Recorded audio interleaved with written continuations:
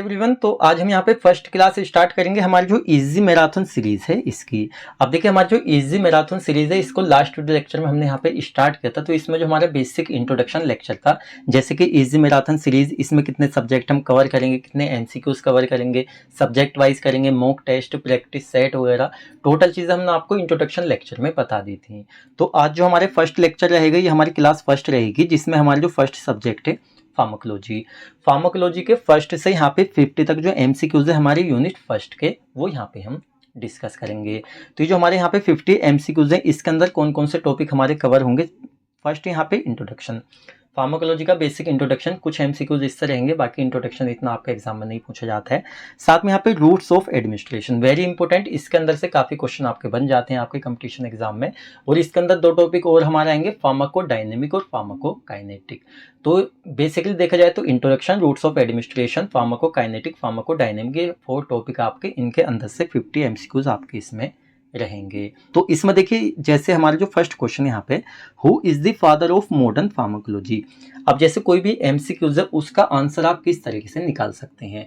दो ट्रिक होती है हमारे पास में। एक तो अगर हमें आंसर पता है तो डायरेक्टली हम, जैसे यहाँ पे एक हमें पता है भाई ये है, सपोज कीजिए हमारा ओसवाल्ड है, हमने लगा दिया भाई ओसवाल्ड क्या है, हमारे यहाँ पे ये मॉडर्न फार्माकोलॉजी के फादर मान जाते हैं, चलिए ठीक है आंसर मिल गया।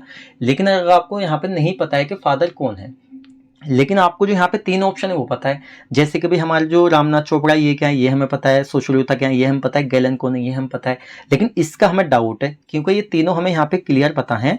तो एक बचता है, तो ये हमारे यहाँ पे आंसर हो जाता है। तो 2 तरीके से आप इसका आंसर निकाल सकते हैं, ठीक है ना।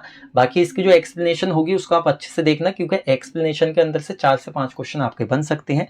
और एक जो सबसे मेन पॉइंट होता है, सीरीज अभी स्टार्ट हो रही तो आपको पहले हम बता दें, देखिए जरूर नहीं होता जिस तरह से हमने क्वेश्चन आपसे पूछा एग्जाम में उस तरह से पूछा जाए। हालांकि क्वेश्चन वही होता है, या तो आपको घुमा के बता देगा, यहाँ पे घुमा के पूछ लेगा, या क्या होता है उसी से मिलता जुलता थोड़ा आगे पीछे करके उसी टॉपिक से दूसरा क्वेश्चन बना देता है। तो अगर आप एक्सप्लेनेशन को अच्छे से देखेंगे ना, तो यहाँ पे उससे रिलेटेड दूसरा क्वेश्चन मिलता जुलता आ रहा है तो उसको आप इजीली कर देंगे। ऐसा मत करना यहाँ पे जैसे हम आपको लेक्चर दे रहे हैं, यहाँ पे हम पढ़ा रहे हैं आपको, बस जैसे हम पढ़ा रहे हैं वैसे रेक्टिफिकेशन मारते चले जा रहे हैं, चलिए ये ठीक है, ये ठीक है, ये ठीक है, लेकिन उससे मिलता जुलता थोड़ा सा घुमा के दे दिया, उसके बाद आप कंफ्यूज हो गए सर क्या आंसर था इसका। ऐसा मत करना, ठीक है ना, अच्छे से पढ़ना। तो फर्स्ट क्वेश्चन हम देख लेते हैं, who is the father of modern pharmacology. Modern pharmacology जो है इसके फादर हमारे कौन मान जाते हैं। एक होता है हमारे इंडियन फार्माकोलॉजी, एक है मॉडर्न फार्माकोलॉजी। तो यहाँ पे मॉडर्न फार्माकोलॉजी पूछा है तो इसके आंसर क्या रहेगा हमारा, ओसवाल्ड। ओसवाल्ड जो है ये हमारे यहाँ पे मॉडर्न फार्माकोलॉजी के फादर मान जाते हैं। साथ में हमारे जो रामनाथ चोपड़ा है ये हमारे इंडियन फार्माकोलॉजी के फादर मान जाते हैं। सुश्रुता हमारे भाई आयुर्वेदिक वाले से आए, और साथ में गैलन जो है ये हमारे फर्स्ट फार्मासिस्ट हैं। तो एक क्वेश्चन के अंदर से आपके कितने क्वेश्चन बने, यहाँ पे 4 क्वेश्चन बने। पहले यहाँ पे अगर आपसे क्वेश्चन पूछा जाता है who is the father of Indian pharmacology, तो आपको पता है रामनाथ चोपड़ा, एक क्वेश्चन आपका ये बन गया आंसर यहाँ पे। सेकंड यहाँ पे भाई मॉडर्न फार्माकोलॉजी के फादर ओसवाल्ड, ये आपको यहाँ पे पता चल ही गया। थर्ड यहाँ पे आयुर्वेदिक में, अभी हम आगे देखेंगे इसको थोड़ा सा और डीपली देखेंगे, सुश्रुता हमारा आयुर्वेदिक से रिलेटेड, इतना आप ध्यान में रखें। साथ में जो हमारे जो यहाँ पे गैलन है, देखिए गैलन कौन है, गैलन हमारे यहाँ पे फर्स्ट रजिस्टर्ड फार्मासिस्ट है। एग्जाम में पूछ लिया जाता है who is the first registered pharmacist, तो आप यहाँ पे गैलन कहेंगे, ठीक है ना। तो यहाँ पे 1 2 3 4 आपके आंसर, 4 क्वेश्चन आपके एक क्वेश्चन में से बन गए, ठीक है। तो इस तरह से आप आगे सीरीज में ध्यान रखना। चलिए एक्सप्लेनेशन देख लेते हैं। अब इसकी एक्सप्लेनेशन में कुछ खास यहाँ पे पढ़ने को नहीं है। ओसवाल्ड हमारे क्या है भाई, ये हमारे 1838 में पैदा हुए थे और 1921 में इनकी डेथ हो गई। वाइडली इनको कंसिडर किया जाता है फादर ऑफ मॉडर्न फार्माकोलॉजी, और ये कौन थे, हमारे जर्मन फार्माकोलॉजिस्ट थे हमारे। तो इस तरह से हमारा ये हो जाता है। अब चलिए नेक्स्ट क्वेश्चन यहाँ पे हम देख लेते हैं। नेक्स्ट क्वेश्चन है हमारा, फादर ऑफ इंडियन फार्माकोलॉजी। देखिए जो है ये हमारे इंडियन फार्माकोलॉजी के फादर मान जाते हैं। तो एग्जाम में मॉडर्न और इंडियन, इस चीज को दिमाग में रखना, कभी मॉडर्न फार्माकोलॉजी आए यहाँ पे रामनाथ चोपड़ा, और इंडियन फार्माकोलॉजी आए तो वहाँ पे ओसवाल्ड आप लगा दें, ठीक है ना। ये हो गया। एक्सप्लेनेशन में देखिए यहाँ पे फोटो देख लीजिए इनकी, ये शख्स हैं जिन्होंने इंडियन फार्माकोलॉजी के फादर कहा जाता है जिनको। तो हमारे पूरा नाम है इनका सर रामनाथ चोपड़ा, ठीक है ना, ये हो जाता है। चलिए इसमें थर्ड क्वेश्चन यहाँ पे हम देख लेते हैं। थर्ड क्वेश्चन है हमारा यहाँ पे, true about routes of administration. तो हमारे जो रूट्स ऑफ एडमिनिस्ट्रेशन होता है उससे रिलेटेड हमारे यहाँ पे 4 पॉइंट दिए हुए हैं, जिसमें कि 1 पॉइंट हमारा करेक्ट है। रूट्स ऑफ एडमिनिस्ट्रेशन क्या होता है, आपने डिफार्मा सेकेंडरी फार्माकोलॉजी में अच्छे से पढ़ा होगा।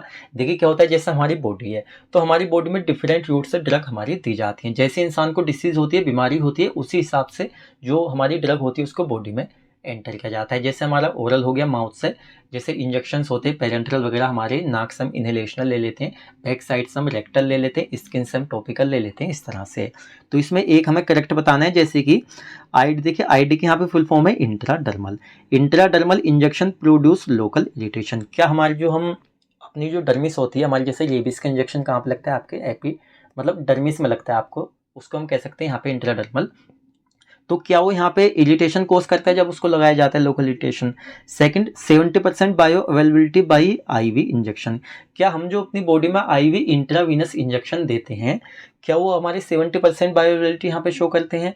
या थर्ड हमारे यहाँ पे आईएम जो हमारे इंट्रामस्कुलर इंजेक्शन होते हैं, जब इनको हम बॉडी में एडमिनिस्ट्रेट करते हैं तो नीड होती है स्टीराइल टेक्निक। देखिए स्टीराइल टेक्निक का मतलब होता है बैक्टीरिया पायरोजन से हमारे वो बिल्कुल फ्री होनी चाहिए, किसी तरह के माइक्रो ऑर्गेनिज्म उसमें नहीं होनी चाहिए। तो क्या ये हमारा करेक्ट है, या 4 है यहाँ पे ऑल ऑफ दी अबव, या हमारे ये सारे करेक्ट हैं।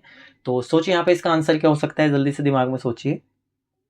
देखिए यहाँ पे सीधा सीधा हर एक ऑप्शन को हम आपको बता देते हैं। सबसे पहले हमारे जो इंट्राडर्मल इंजेक्शंस होते हैं प्रोड्यूस लोकल इरिटेशन, ये आपका गलत है क्योंकि कोई भी इरिटेशन कोज ये नहीं करते हैं, ठीक है ना, तो ये हमारा आंसर नहीं रहेगा। सेकंड यहाँ पे 70% bioavailability by IV injection. देखिए हमारी जो इंट्रावीनस इंजेक्शन दी जाती है हमारे 100% बायो अवेलेबिलिटी शो करते हैं। अब यहाँ पे आपसे एक क्वेश्चन भी बन सकता है कि हमारे जो आईवी इंजेक्शन दिए जाते हैं कितने परसेंट बायो अवेलेबिलिटी शो करते हैं। तो सीधा आप आंसर देंगे 100%, या इसका उल्टा यहाँ पे क्वेश्चन बन सकता है। क्वेश्चन क्या बनेगा, which of the following routes of administration give 100% bioavailability. कौन सी हमारी ड्रग एडमिनिस्ट्रेशन की कैसी रूट होती है या ऐसी हमारी डोजेस फॉर्म होती हैं जो 100% बायो अवेलेबिलिटी शो करती है। तो आपका आंसर होगा आईवी इंजेक्शन, ठीक है ना। तो ये हमारा हो गया।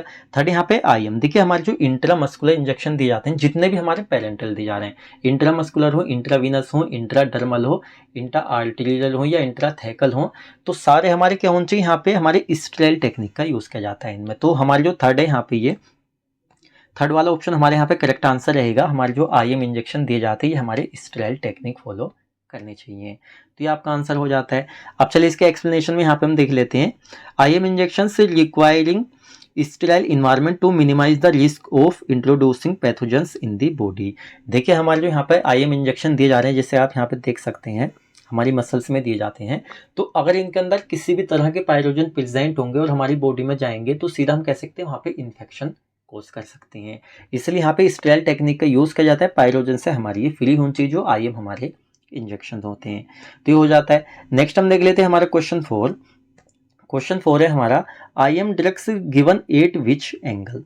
देखिए आपने काफ़ी मतलब इसको काफ़ी बार सुना होगा कि हमारे जो आईएम इंजेक्शन होते हैं, आईवी इंजेक्शन होते हैं, हमारे इंट्राडर्मल हो गए, सबक्यूटेनस हो गए, इन इंजेक्शन को कितने एंगल पे दिया जाता है। हर एक इंजेक्शन का अपना एंगल होता है जिसपे कि मतलब सही तरीके से उसको एंटर किया जाता है बॉडी में। तो जैसे कि यहाँ पे आईएम मतलब इंट्रामस्कुलर, तो कितना एंगल पर दिया जाता है, 10 से 15 पे दिया जाता है, 10 से 15 डिग्री पे, या हमारा 25 डिग्री पे दिया जाता है, 45 डिग्री पे दिया जाता है, 90 डिग्री पे दिया जाता है। जल्दी सोचिए दिमाग में क्या आंसर हो सकता है इसका।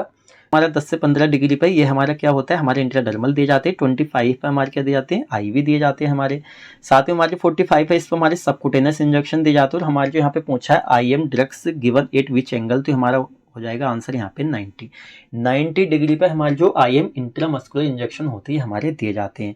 जैसे कि यहाँ पे सीधा आप देख लीजिए, ये हमने एक्सप्लेनेशन में यहाँ पे दिया हुआ है। देखिए फर्स्ट यहाँ पे 90 डिग्री देख रहे हैं ना आप, सीधा 90 डिग्री पे आपके सीधा मसल्स में ये इंजेक्शन यहाँ पे दिए जा रहे हैं। थोड़ा सा जूम करके देख लेते हैं इसको, ये आप देख सकते हैं यहाँ पे, देखिए ये जो है आपका, ये क्या आपकी मसल से यहाँ पे नीचे वाली जो लेयर है इसमें दिए जा रहे हैं, ठीक है ना, तो ये हो जाता है हमारा। अच्छा इसी तरह से यहाँ पे हम देखें, जैसे कि नेक्स्ट हमारा यहाँ पे 45 डिग्री क्वेश्चन सीधा आपसे पूछा जा सकता है। 45 डिग्री पे कौन सा इंजेक्शन दिया जाता है, आपका आंसर रहेगा यहाँ पे सबक्यूटेनस इंजेक्शन दिए जाते हैं। इस तरह से 25 पे हमारे कौन से दिए जाते हैं, इंट्रावीनस दिए जाते हैं। और यहाँ पे 10 से 15 10 से 15 डिग्री के एंगल पे हमारे कौन से दिए जाते हैं, हमारे इंट्राडर्मल दिए जाते हैं। तो देखा जाए तो आपके यहाँ पे एक ही क्वेश्चन में 4 क्वेश्चन है आपके, 1 2 3 4 सेपरेटली सबके ऊपर आपसे क्वेश्चन पूछा जा सकता है। तो इसको दिमाग में रखना, हो सकता है इसी सीरीज के अंदर आगे यहाँ पे क्वेश्चन है इससे रिलेटेड, तो आप आंसर वहाँ पे दे पाए। ये हो गया। अच्छा नेक्स्ट हम देख लेते हैं हमारा क्वेश्चन 5। क्वेश्चन 5 है यहाँ पे, what is the safest and most convenient route of drug administration. जैसे कि डिफरेंट टाइप्स से हम अपनी बॉडी के अंदर ड्रग लेते हैं, तो ऐसी कौन सी हमारी रूट्स ऑफ एडमिनिस्ट्रेशन होती है ड्रग के लेने की, एक ऐसी रूट जो हमारी मोस्ट सेफेस्ट, मतलब बहुत ही ज़्यादा सेफ होती है, डिसएडवांटेजेस उसके बहुत ही ज़्यादा कम होते हैं, साथ में क्या होती है हमारी कन्वीनियंट रूट होती है, मोस्ट कन्वीनियंट रूट। तो ये कौन सी होती है हमारी मोस्ट एक्सेप्टेबल, यहाँ पे हम कह सकते हैं ओरल रूट होती है हमारी, पेरेंटल रूट होती है, रेक्टल रूट होती है, हमारी इनहेलेशनल रूट होती है। तो जल्दी से इसका आंसर बताइए आप।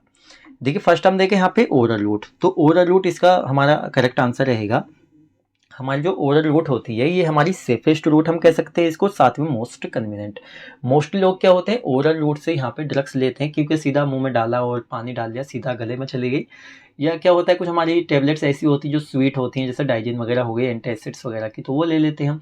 तो मोस्ट कन्वीनियंट रूट होती है। पेरेंटल की बात करें तो यहाँ पे क्या होता है जब इंजेक्शन लगाते हैं ना, तो वहाँ पे पेन भी होता है, रेडनेस भी हो जाती है, तो ये हमारी मतलब लगा लेते हैं। लेकिन मोस्टली जो आपके 70 से 80% लोग होते हैं वो सीधा दवाई खाना पसंद करते हैं, ना कि इंजेक्शन लगवाना। ये हो गया। नेक्स्ट यहाँ पर रेक्टल रूट देखिए, रेक्टल रूट बैक साइड से जो एनिमा वगैरह देते हैं या सपोजिटोरीज, तो इसमें क्या होता है एम्बेरसमेंट होती है, आप किसी के सामने नहीं लगवा सकते, साथ ही में सामने आप लगवा भी रहे हैं तो थोड़ी शर्मिंदगी बहुत ज़्यादा होती है, तो ये हमारी मजबूरी में दी जाने वाली एक रूट है हमारी जो रेक्टल रूट होती है। इनहेलेशनल की बात करें, जैसे हमारा नेजल ड्रॉप होता है, किसी को नज़ला हो गया नेजल ड्रॉप ले रहा है तो क्या होता है उसको छींकें आ जाती हैं, गले में क्या होता है कड़वी सी यहाँ पे ये मतलब पहुँच जाती है जो दवाई होती है। तो देखा जाए तो हमारी जो मोस्ट सेफेस्ट और कन्वीनियंट रूट होती है हमारी ओरल रूट होती है, ओरल रूट इसका करेक्ट आंसर रहेगा।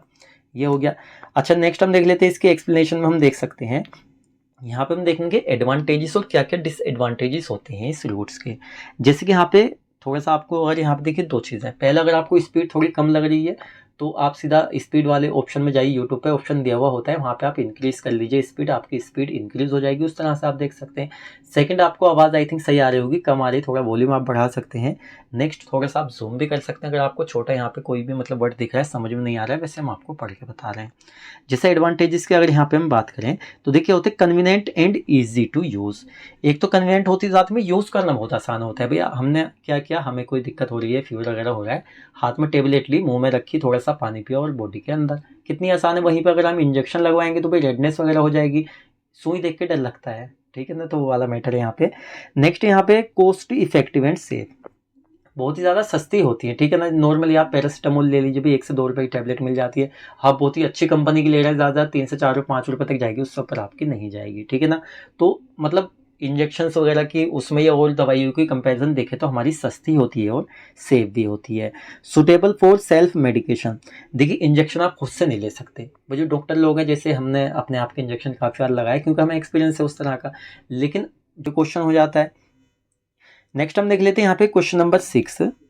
क्वेश्चन नंबर 6 है हमारे यहाँ पे, the drug administration route where the needle is inserted 45 degree angle. सीधा क्वेश्चन है, हमारी बॉडी में ऐसी कौन सी रूट्स ऑफ एडमिनिस्ट्रेशन होती है ड्रग की जिसमें क्या होता है 45 डिग्री के एंगल पे हम इंजेक्शन को मतलब नीडल को इंसर्ट करते हैं बॉडी के अंदर। देखिए अभी हमने पीछे आपको क्वेश्चन बताया था किस एंगल पे कौन सी रूट में हमारी ड्रग दी जाती है, तो यहाँ पे 45 डिग्री पूछा है यहाँ पे, तो कौन सा आंसर आपका होगा। जैसे कि इंट्रावीनस हम देते हैं, सबकुटेनस देते हैं, इंट्रामस्कुलर या इंट्राडर्मल।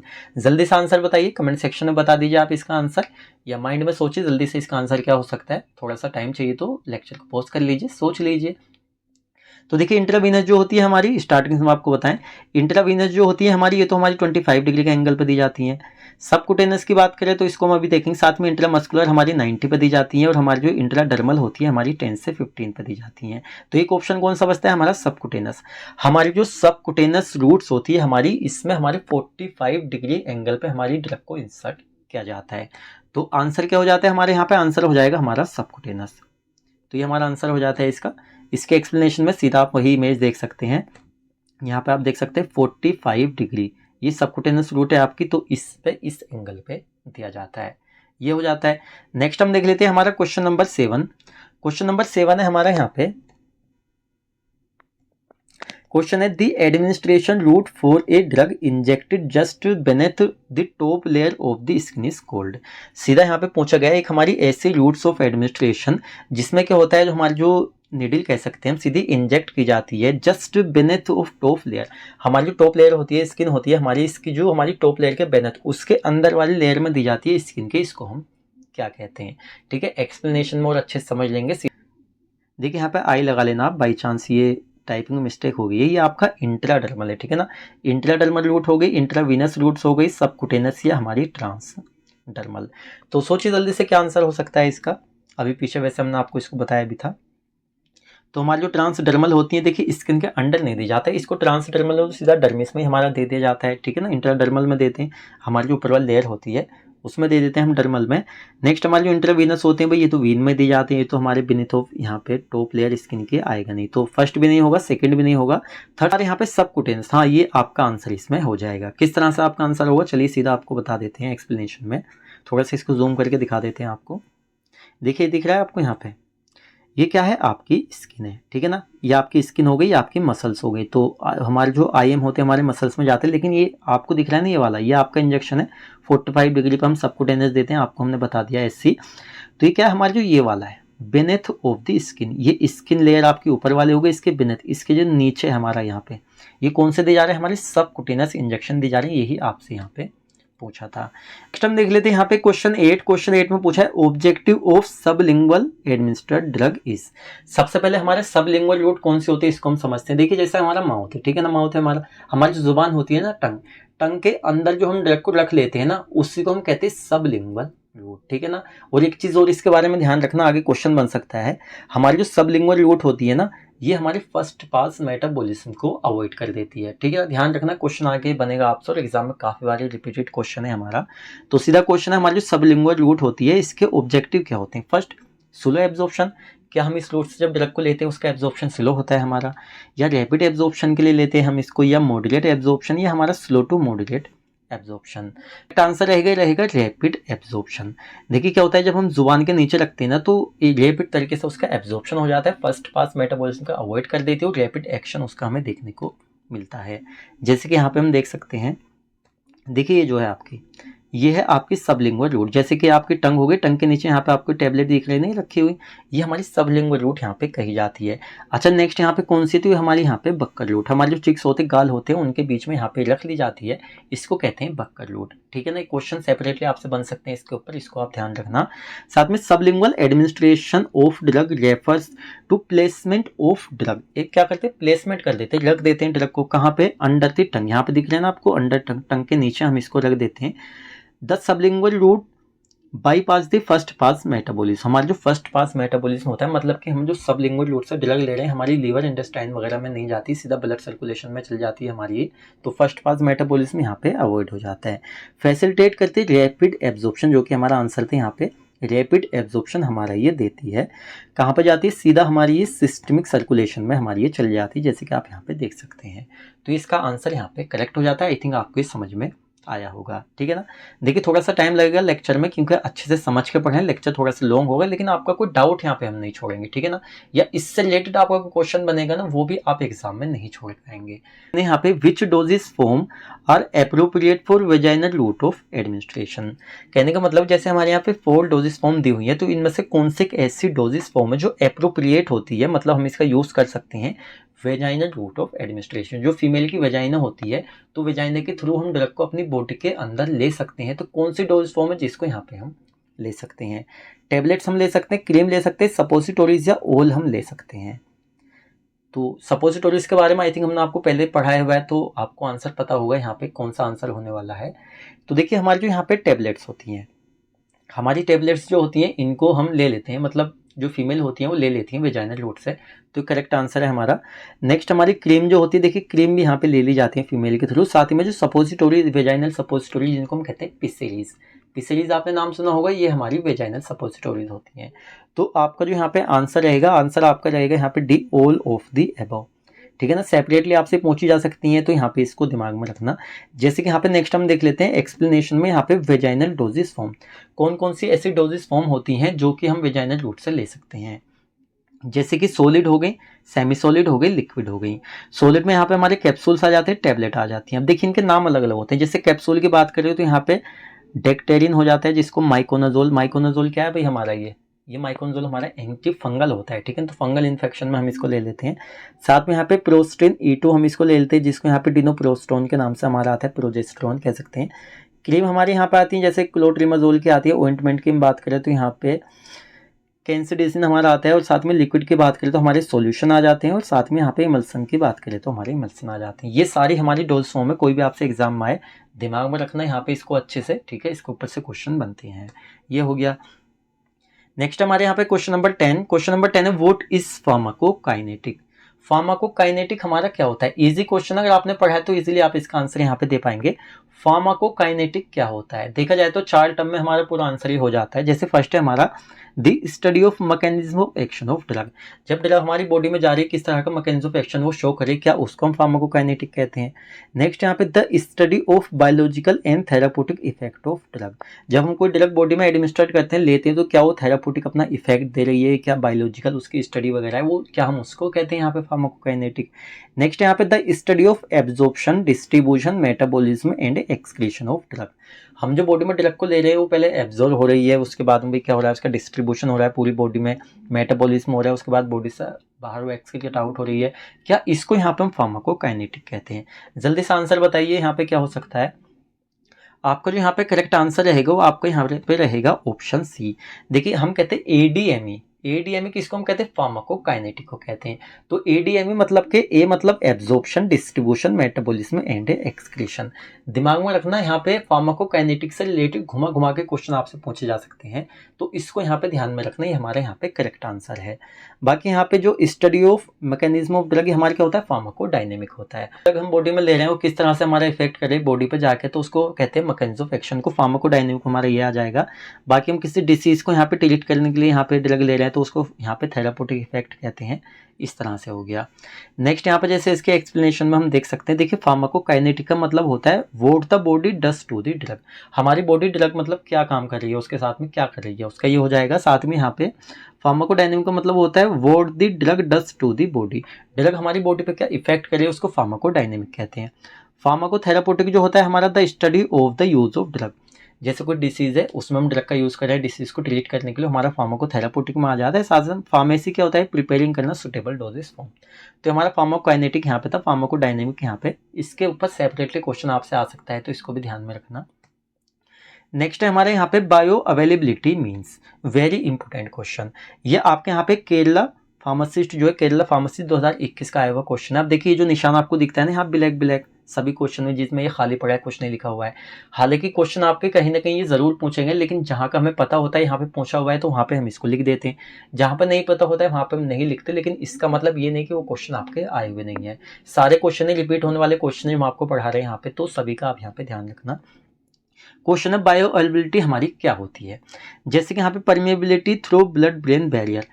ट्रिपल ई का मतलब क्या होता है? ब्लड ब्रेन बैरियर, ठीक है। तो क्या हमारी परमिएबिलिटी होती है थ्रू ब्लड ब्रेन बैरियर के, इसको हम बायोअवेलेबिलिटी कहते हैं। साथ में यहाँ पे the drug of the use of the study of the use of drug, drug के यूज करने की जो स्टडी होती है क्या उसको हम बायोअवेलेबिलिटी कहते हैं। ये हम कह सकते हैं। थर्ड यहाँ पे fraction of an unchanged drug reaching the systemic circulation following any route of administration, या इसको हम बायो अवेलेबिलिटी कहते हैं। तो जल्दी सोचिए क्या आंसर इसका हो सकता है यहाँ पे। तो आपका जो ऑप्शन सी है आपका एक करेक्ट आंसर है। देखिए सी ऑप्शन है हमारा ये करेक्ट आंसर रहेगा। अब देखिए एग्जाम में कैसे हो सकता है आपसे, अगर इस तरह से नहीं पूछ रहे हैं ना, सीधा आपको ये जो इसका यहाँ पे आंसर है ना इसको क्वेश्चन बना देगा, और यहाँ पे क्वेश्चन को आपका आंसर बना देगा।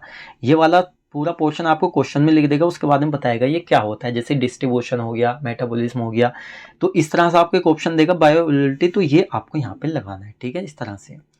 अच्छा इसके यहाँ पे एक्सप्लेनेशन में हम देख लेते हैं। बायो अवेलेबिलिटी इज यहाँ पे primarily calculated by considering the rate of drug absorption and routes of administration. For example drug जो हमारी ड्रग है एडमिनिस्टर, एक हमारी ड्रग है उसको हम यहाँ पे क्या कर रहे हैं इंट्रावीनसली तरीके से हम यहाँ पे बॉडी में ले रहे हैं, तो हमारी 100% बायो अवेलेबिलिटी हमारी वो शो कर रही है।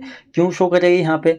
क्योंकि हमारी डायरेक्टली रीच कर रही है, हमारी पहुंच रही है सिस्टमिक सर्कुलेशन में। अब हमारी जो आईवी डोज फॉर्म होती है इंट्रावेनस, जैसे हम इंजेक्शन वगैरह देते हैं, तो ये भाई हमारे फर्स्ट पास मेटाबॉलिज्म का अवॉइड कर देते हैं, क्योंकि अगर हम माउथ से लेते हैं हमारे तो ये होता, लेकिन यहाँ पर हम सीधा हम क्या कर रहे हैं अपनी वीन के अंदर ले रहे हैं, वीन के अंदर ले रहे हैं, सीधा सिस्टमिक सर्कुलेशन में जा रहे हैं, तो फर्स्ट पास मेटाबॉलिज्म अवॉइड होगा, जिसमें हमारी 25 से 30% जो बायोअवेलेबिलिटी घट जाती है वो नहीं घटेगी। तो आईवी जो हमारी होती है 100% बायोअवेलेबिलिटी शो करती हैं। तो ये हमारे यहाँ पे हो जाता है। जैसे कि इसको थोड़ा सा जूम करके हम आपको दिखा देते हैं। देखिए हमारे जो यहाँ पे इंट्रावीनस प्रिपरेशन होती है सबसे ज़्यादा बायोअवेलेबिलिटी शो करती है, सेकंड पे हमारी इंट्रामस्कुलर आ जाती है, ओरल टैबलेट्स आ जाती हैं, सबलिंगुअल, साथ ही में यहाँ पे ओरल कैप्सूल। तो इस तरह से हमारा ये रहता है इसका पैटर्न। नेक्स्ट क्वेश्चन यहाँ पे हम देख लेते हैं फॉर्मूला ऑफ बायो अवेलेबिलिटी। हमारी जो बायो अवेलेबिलिटी होती है इसका फॉर्मूला क्या होता है, तो इसको यहाँ पे हम देखेंगे। देखिए यहाँ पे इसका जो बायोअवेलेबिलिटी होती है इसको एफ से यहाँ पे हम डिनोट करते हैं, साथ में फॉर्मूले की हम बात करें, दो हमने लिखे हुए, एक इसमें हमारा करेक्ट है। जैसे कि फॉर्मूला हमारा पूरा सही नहीं है, यहाँ पे ये आप इस तरह से कर लीजिए, अब आपका ये फॉर्मूला यहाँ पे करेक्ट रहेगा। जैसे कि AUC पेरेंटल गुणा 100, 100 यहाँ पे पेरेंटल का आगे नहीं है आपका, यहाँ पे आप करेंगे इस तरह से, ये हमारा हो जाएगा नीचे AUC ओरल। तो क्या आपका ये हमारा फॉर्मूला करेक्ट है, नीचे वाला बायोअवेलेबिलिटी F बराबर यहाँ पे AUC ओरल गुणा 100 और यहाँ पे अपॉन में हमारा रहेगा AUC IV। तो यहाँ पे जो आपका नीचे वाला फॉर्मूला है ये आपका F, ये आपका यहाँ पे करेक्ट रहेगा। ज़्यादा कुछ इसमें समझाने वाला नहीं है, सीधा फॉर्मूला दिया हुआ है तो आप इसको याद कर लेना।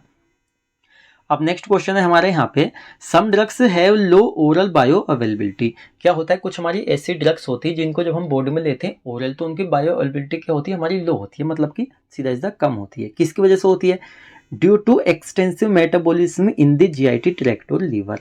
क्योंकि इन ड्रग का जो मेटाबॉलिज्म हो रहा है सीधा हमारा फर्स्ट पास मेटाबॉलिज्म हमारे GIT गैस्ट्रो इंटेस्टाइनल ट्रैक्ट या हमारे लीवर में हो रहा है। इस वजह से क्या है, इनकी जो मतलब बायो अवेलेबिलिटी वो हमारी कम है, ठीक है ना, कुछ हमारी सम ड्रग्स की। तो which dosage form can be used to best avoid this complication. This complication का मतलब क्या है, सीधा पूछा है कि भाई हमारी कुछ ऐसी सम ड्रग्स होती हैं जिनको अगर हम ओरल दे रहे हैं तो उनकी बायोअवेलेबिलिटी क्या हो जाती है, कम हो जाती है। किसकी वजह से होती है, क्योंकि उनका जो फर्स्ट पास मेटाबॉलिज्म है हमारा GIT वो लिवर में हो रहा है। तो कौन सी ऐसी डोजेस फॉर्म है जो इसमें हम दे सकते हैं जो कि इस प्रॉब्लम को, इस कॉम्प्लिकेशन को अवॉइड करें। कॉम्प्लिकेशन से क्या मतलब है, यहाँ पे फर्स्ट पास मेटाबॉलिज्म को अवॉइड करें। तो सीधा समझ जाइए यहाँ पे। देखिए हमारी जो यहाँ पे क्या होती है, इंटेरिकोटेड टैबलेट्स, ये हमारी क्या होती है, सीधा हमारी इंटेस्टाइन में जाके एब्जॉर्ब होती हैं। तो ये तो हमारे यहाँ पे नहीं रहेंगे, हालांकि स्टमक में हमारी एब्जॉर्ब नहीं हो रही हैं इंटेरिकोटेड। हमारे जो ट्रांसडर्मल पैचेस होते हैं, देखिए ट्रांसडर्मल पैचेस जो होते हैं इनको हम क्या करते हैं, स्किन पे लगा देते हैं, ठीक है ना। वो सीधा हमारी सिस्टमिक सर्कुलेशन में जाते हैं, ऐसा तो है नहीं GIT में जा रहे हैं या हमारे लीवर में जा रहे हैं। तो फर्स्ट पास मेटाबॉलिज्म को यहाँ पे अवॉइड कर देते हैं हमारे जो ट्रांसडर्मल पैचेस होते हैं। क्या होते हैं अभी एक्सप्लेनेशन में आपको दिखाएंगे ट्रांसडर्मल पैचेस हमारे क्या होते हैं। तो आपको जो आंसर सेकंड यहाँ पे करेक्ट रहेगा। हमारे जो ट्रांसडर्मल पैचेस होते हैं ये हमारी ऐसी डोजेस फॉर्म होती हैं जो हमारे फर्स्ट पास मेटाबॉलिज्म को अवॉइड कर देती हैं और हमारी जो बायोअवेलेबिलिटी होती है उसको अच्छी तरीके से शो करती हैं। जैसे कि यहाँ पे आप सीधा देख लीजिए, आपको दिख रहा है ना यहाँ पे, ये जो आपको दिख रहा है ये होते हैं हमारे ट्रांसडर्मल पैचेस। इनके अंदर हमारी मेडिकेशंस होती हैं, इनको हम क्या करते हैं, स्किन पर लगा लेते हैं। ये सीधा हमारे जो सिस्टम सर्कुलेशन होता है उसमें ड्रग को डिलीवर कर देती हैं और वहाँ पे हमें अच्छी बायोअवेलेबिलिटी हमारी मिल जाती है, फर्स्ट पास मेटाबॉलिज्म यहाँ पे अवॉइड हो जाता है। जैसे कि यहाँ पे करेक्ट आपका ट्रांसडर्मल पैचेस प्रोवाइड करते हैं means of continuous drug delivery, reduce कर देते हैं number of doses required to once a day, और यहाँ पे वीक ए डे। तो ऐसे नहीं इनको आपको रोज लगाने की जरूरत है, वीक में आप इनको लगा सकते हैं, कोई मसला नहीं होता है। In addition drug absorption through the skin deliver the directly into the systemic circulation. जब हम इसको स्किन पर लगा रहे हैं तो डायरेक्टली हमारी जो सिस्टमिक सर्कुलेशन है उसमें ड्रग हमारी इसमें डिलीवर हो जाती है विदाउट नीड थ्रू GIT। क्या होता है, हमारे GIT में इसके मतलब फर्स्ट पास मेटाबॉलिज्म की रिक्वायरमेंट नहीं होती है। तो ये हमारा हो गया। नेक्स्ट हमारे यहाँ पे question number 14, first pass metabolism refers to. हमारा जो फर्स्ट पास मेटाबॉलिज्म होता है तो ये किसको रेफर्स करता है, ठीक है ना। तो क्या होता है, हमारा फर्स्ट पास मेटाबॉलिज्म सीधा सीधा हमें इसको बताना है। जैसे अभी तक हमने बताया इसको अवॉइड कर देते हैं, लेकिन होता क्या है, सबसे पहले metabolism of a drug during it's passes from the site of absorption into the systemic circulation. क्या फर्स्ट पास मेटाबॉलिज्म हमारा वो होता है जब हमारी ड्रग जो है यहाँ पे मेटाबॉलिज्म हो रहा है हमारा ड्रग का, मतलब पासिस किसके पास, जैसे कि एक हमारी ड्रग है अपने साइट ऑफ एब्जॉर्प्शन, जहाँ पे हमारी एब्जॉर्ब हो रही है वहां से लेकर कहाँ पे जा रही है, सिस्टमिक सर्कुलेशन में, जहाँ पे जाके वो इफेक्ट दिखाएगी। तो क्या इसको हम फर्स्ट पास मेटाबॉलिज्म कहते हैं। सेकंड यहाँ पे metabolism of a drug during its first passes from mouth to oesophagus. जैसे हम ड्रग को माउथ से ले रहे हैं, माउथ से हमारे जो ओइसोफेगस के पास का जो बीच का रास्ता है क्या उसको हम फर्स्ट पास मेटाबॉलिज्म कहते हैं। या थर्ड हमारा metabolism of a drug during when it first come in contact with gastric juice.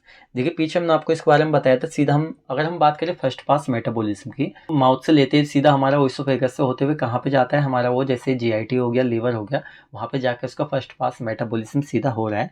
तो हमारा जो जब एब्जॉर्प्शन हमारा फर्स्ट पास मेटाबॉलिज्म हो रहा है उसके बाद में ड्रग कहाँ पे जाएगी, अपनी साइट ऑफ एब्जॉर्प्शन से सीधा जाएगी सिस्टमिक सर्कुलेशन में। तो इसी तरीके से यहाँ पे हम आंसर सीधा लगा सकते हैं। हमारा जो फर्स्ट आंसर है, हमारा जो मेटाबॉलिज्म होता है ड्रग का ड्यूरिंग पास, जब वो पास हो रही होती है कहाँ से, अपने साइट ऑफ एब्जॉर्प्शन जहाँ पे वो एब्जॉर्व हो रही है सीधा सिस्टमिक सर्कुलेशन में जा रही है, इसको कहते हैं फर्स्ट पास मेटाबॉलिज्म। लेकिन यहाँ पे इसको अवॉइड कर देती है हमारी आईवी या हमारे जो ट्रांसडर्मल पैचेज होते हैं, क्योंकि हमारा सीधा सिस्टमिक सर्कुलेशन में डायरेक्ट हम इनको दे देते हैं, तो यहाँ पे जो पासिस वगैरह का मसला है सारा यहाँ पे हमारा खत्म हो जाता है। ठीक है ना, ये हो गया इसका एक्सप्लेनेशन में सीधा हम देख सकते हैं। देखिए ये जो आपको दिख रहा है यहाँ तक होता है हमारा फर्स्ट पास मेटाबॉलिज्म। यहाँ पे ओरली हमने ली है, पूरा इस तरह से हमारा गया, हमारे लीवर में गया, साथ ही हमारे सीधा स्टमक से होता हुआ, जीआईटी से होता हुआ यहाँ पे मसला ख़त्म हो जाता है। इसके बाद जब इस सिस्टमिक सर्कुलेशन में जाती है ना यहाँ पे, तो फर्स्ट पास मेटाबॉलिज्म यहाँ से आगे को नहीं होता है, सीधा सिस्टमिक सर्कुलेशन में जाकर बायोअवेलेबिलिटी हमें यहाँ पे मिल जाती है। नेक्स्ट हम देख लेते हैं यहाँ पे क्वेश्चन नंबर 15। तो क्वेश्चन नंबर 15 है हमारा, which of the following route avoid first pass metabolism. अभी अभी आपको बताया था कौन सी हमारी ऐसी रूट होती है ड्रग की जो फर्स्ट पास मेटाबॉलिज्म का अवॉइड कर देती है। कौन सी होती है? ओरल रूट होती है, सबलिंगुअल होती है, बोथ या इनमें से कोई नहीं। तो अभी कुछ टाइम पहले हमने आपको बताया था हमारी जो सबलिंगुअल रूट होती है ना, जो हम टंग के नीचे हमारी जो जुबान होती है उसके नीचे हम टैबलेट रखते हैं, तो हमारी फर्स्ट पास मेटाबॉलिज्म को यहाँ पे अवॉइड कर देती है, सीधा सिस्टमिक सर्कुलेशन में जाती है। तो हमारा जो ऑप्शन यहाँ पे सेकंड है हमारे ये करेक्ट आंसर रहेगा। अब देखिए क्या है कि इस तरह से क्वेश्चन आपसे पूछा जा सकता है, लेकिन इसमें और भी आपसे रूट यहाँ पे पूछी जा सकती हैं। तो यहाँ पे कुछ हमारी रूट्स लिखी हुई है एक्सप्लेनेशन में, जो हमारी क्या करती हैं, फर्स्ट पास मेटाबॉलिज्म को अवॉइड कर देती हैं। नेक्स्ट हमारे यहाँ पे question, what is orphan drugs. देखिए काफी बार एग्जाम में पूछा गया है, जैसे कि आपका CGHS बेंगलोर 2019 फार्मासिस्ट के एग्जाम में आपका पूछा हुआ है। सीधा क्वेश्चन में पूछा हुआ है हमारी जो ऑर्फन ड्रग होती है ये हमारी यहाँ पे क्या होती है। जैसे कि चीप ड्रग, हमारी जो सस्ती ड्रग होती है, क्या उनको यहाँ पे ऑर्फन ड्रग कहते हैं। सेकंड हमारी जो कॉस्टली ड्रग होती है, क्या इनको ऑर्फन ड्रग कहते हैं। नेक्स्ट यहाँ पे रिक्वायर्ड फॉर ट्रीटमेंट और प्रिवेंशन ऑफ रेयर डिसीज, मतलब कुछ हमारी ऐसी डिसीज जो रेयर कंडीशन में होती हैं, तो उनको ट्रीट करने के लिए, उनको रोकने के लिए, प्रिवेंट करने के लिए जिन ड्रग का हम यूज़ करते हैं, क्या इनको हम ऑर्फन ड्रग कहते हैं या ऑल ऑफ दी अबव। जल्दी सोचिए इसका आंसर यहाँ पे क्या हो सकता है। सीधा सीधा क्वेश्चन है, ऑर्फन ड्रग हम किसको कहते हैं। तो आपका जो आंसर यहाँ पे रहेगा ऑप्शन सी रहेगा। हमारी जो क्या होता है, जैसे हमारे कुछ रेयर डिसीज हैं जो नॉर्मल नहीं देखने को मिलती हैं, तो उनको ट्रीट करने के लिए, उनका इलाज करने के लिए, या कह सकते हैं उन जो और बढ़ने से रोकने के लिए, प्रिवेंशन करने के लिए जिन ड्रग का हम यूज़ करते हैं उनको हम कहते हैं यहाँ पे ऑर्फन ड्रग्स।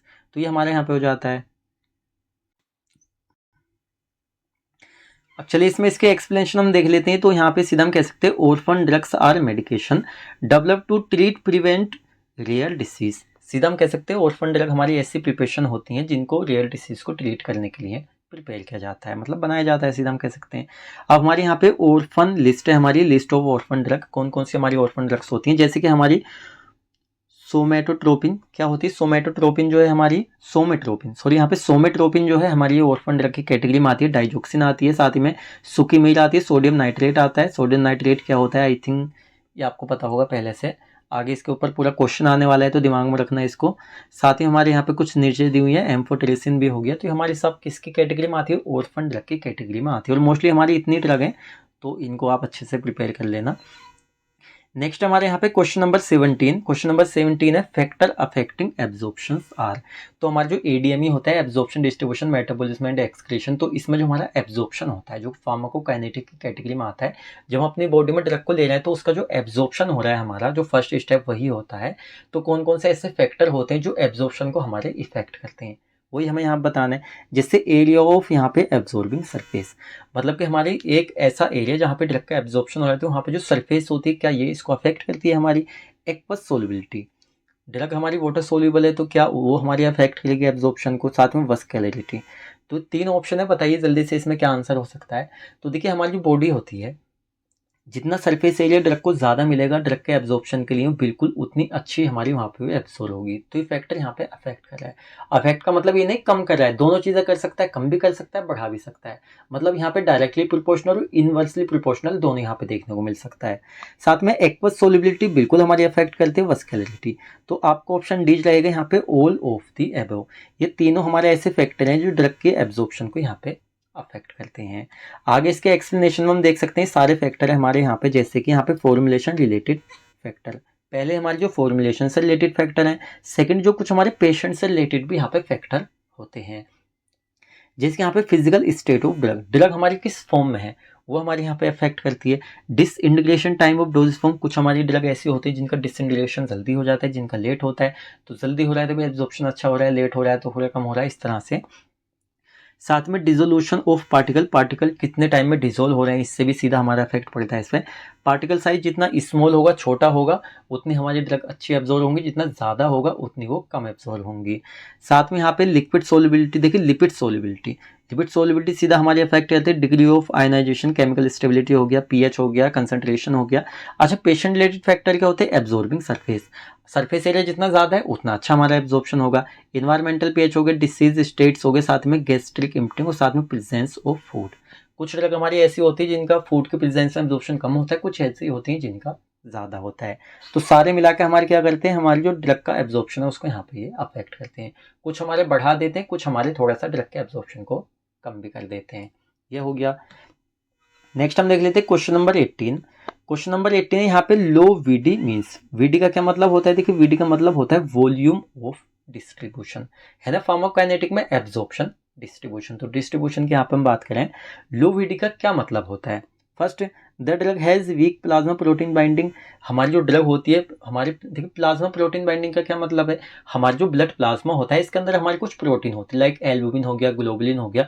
तो ड्रग जो जाके हमारे प्लाज्मा प्रोटीन से बाइंडिंग करती है वो यही हमारा होता है, ठीक है ना। आगे टर्म आएगा, आप कंफ्यूज हो इस वजह से आपको बता दिया।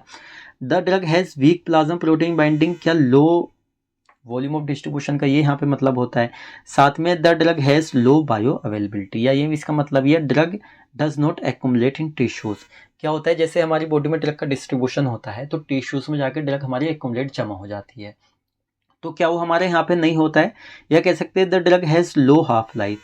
तो क्या आंसर होगा, जल्दी से आंसर सोचिए इसका क्या हो सकता है। सीधा क्वेश्चन में पूछा है हमारी जो लो वीडी होती है, लो वॉल्यूम ऑफ डिस्ट्रीब्यूशन, इसका मतलब क्या होता है? तो आपका ऑप्शन यहाँ पे जो सी है हमारे करेक्ट रहेगा। The drug does not accumulation, कहाँ पे? टिश्यूज में। देखिए ड्रग का डिस्ट्रीब्यूशन हमारा अच्छा है, अगर लो नहीं है, हाई है, तो सीधा हमारे टिश्यूज में जाकर एक्यूमुलेट होंगी, जमा होंगी। मतलब देखिए डिस्ट्रीब्यूशन का मतलब क्या होता है, हमारा एब्जॉर्प्शन हो गया, एब्जॉर्प्शन के बाद क्या होता है, हमारा डिस्ट्रीब्यूशन होता है। मतलब कि जो हमारे बॉडी के टिश्यूज वगैरह पार्ट्स हैं वहाँ पे ड्रग हमारी डिस्ट्रीब्यूट हो जाती है, जहाँ पे उसको अपना एक्शन देना होता है, ठीक है। तो इस तरह से हमारा होता है। तो यहाँ पे हमारा जो सी ऑप्शन है हमारे करेक्ट रहेगा। अगर हाई यहाँ पे हमारा वीडी वॉल्यूम होता, मतलब यहाँ पे हाई वीडी होती है हमारी, तो यहाँ पे सीधा टिश्यू में एक्यूमुलेशन हमारा होता, ज़्यादा होता, ठीक है ना। ये हम सीधा देख सकते हैं यहाँ पे इसके एक्सप्लेनेशन में, जैसे कि सीधा आप इसको देखिए। देखिए ड्रग एब्जॉर्प्शन, इसको थोड़ा सा जूम कर लेते हैं हम। इस तरह से देखिए आप यहाँ पे ड्रग एब्जॉर्प्शन हमारा कहाँ कहाँ पे होता है। सबसे पहले साइट इंक्लूड, जहाँ पे ड्रग का एब्जॉर्प्शन होता है। हम ड्रग को माउथ से लेते हैं, माउथ से हमारा एब्जॉर्प्शन स्टार्ट हो जाता है। तो हमारे माउथ में होता है, स्टमक हमारे पेट में होता है, स्मॉल बाउल में होता है, स्किन, आईज, लंग्स, सभी जगह क्या होता है, हमारा ड्रग का एब्जॉर्प्शन हो जाता है। एब्जॉर्प्शन कंप्लीट होने के बाद में हमारी सेकंड यहाँ प्रोसेस आती है डिस्ट्रीब्यूशन, ADME है ना, ADME, कुछ इस तरह से हमारी प्रोसेस चलती है। एब्जॉर्प्शन के बाद में होता है हमारे यहाँ पे डिस्ट्रीब्यूशन। डिस्ट्रीब्यूशन कहाँ पे होता है, ड्रग का एब्जॉर्प्शन होने के बाद हमारी ड्रग डिस्ट्रीब्यूशन हो जाती है यहाँ पे।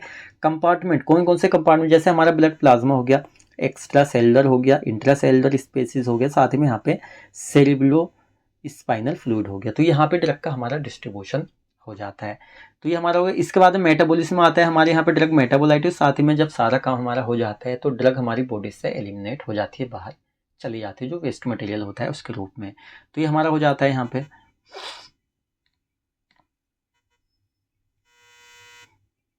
अब चलिए नेक्स्ट क्वेश्चन यहाँ पे हम देख लेते हैं। क्वेश्चन नंबर 19 है हमारा, which of the following is a face first bio transformation reaction. देखिए हमारी जो बायो ट्रांसफॉर्मेशन रिएक्शन होती है ना, इससे रिलेटेड हमारे क्वेश्चन बन जाते हैं।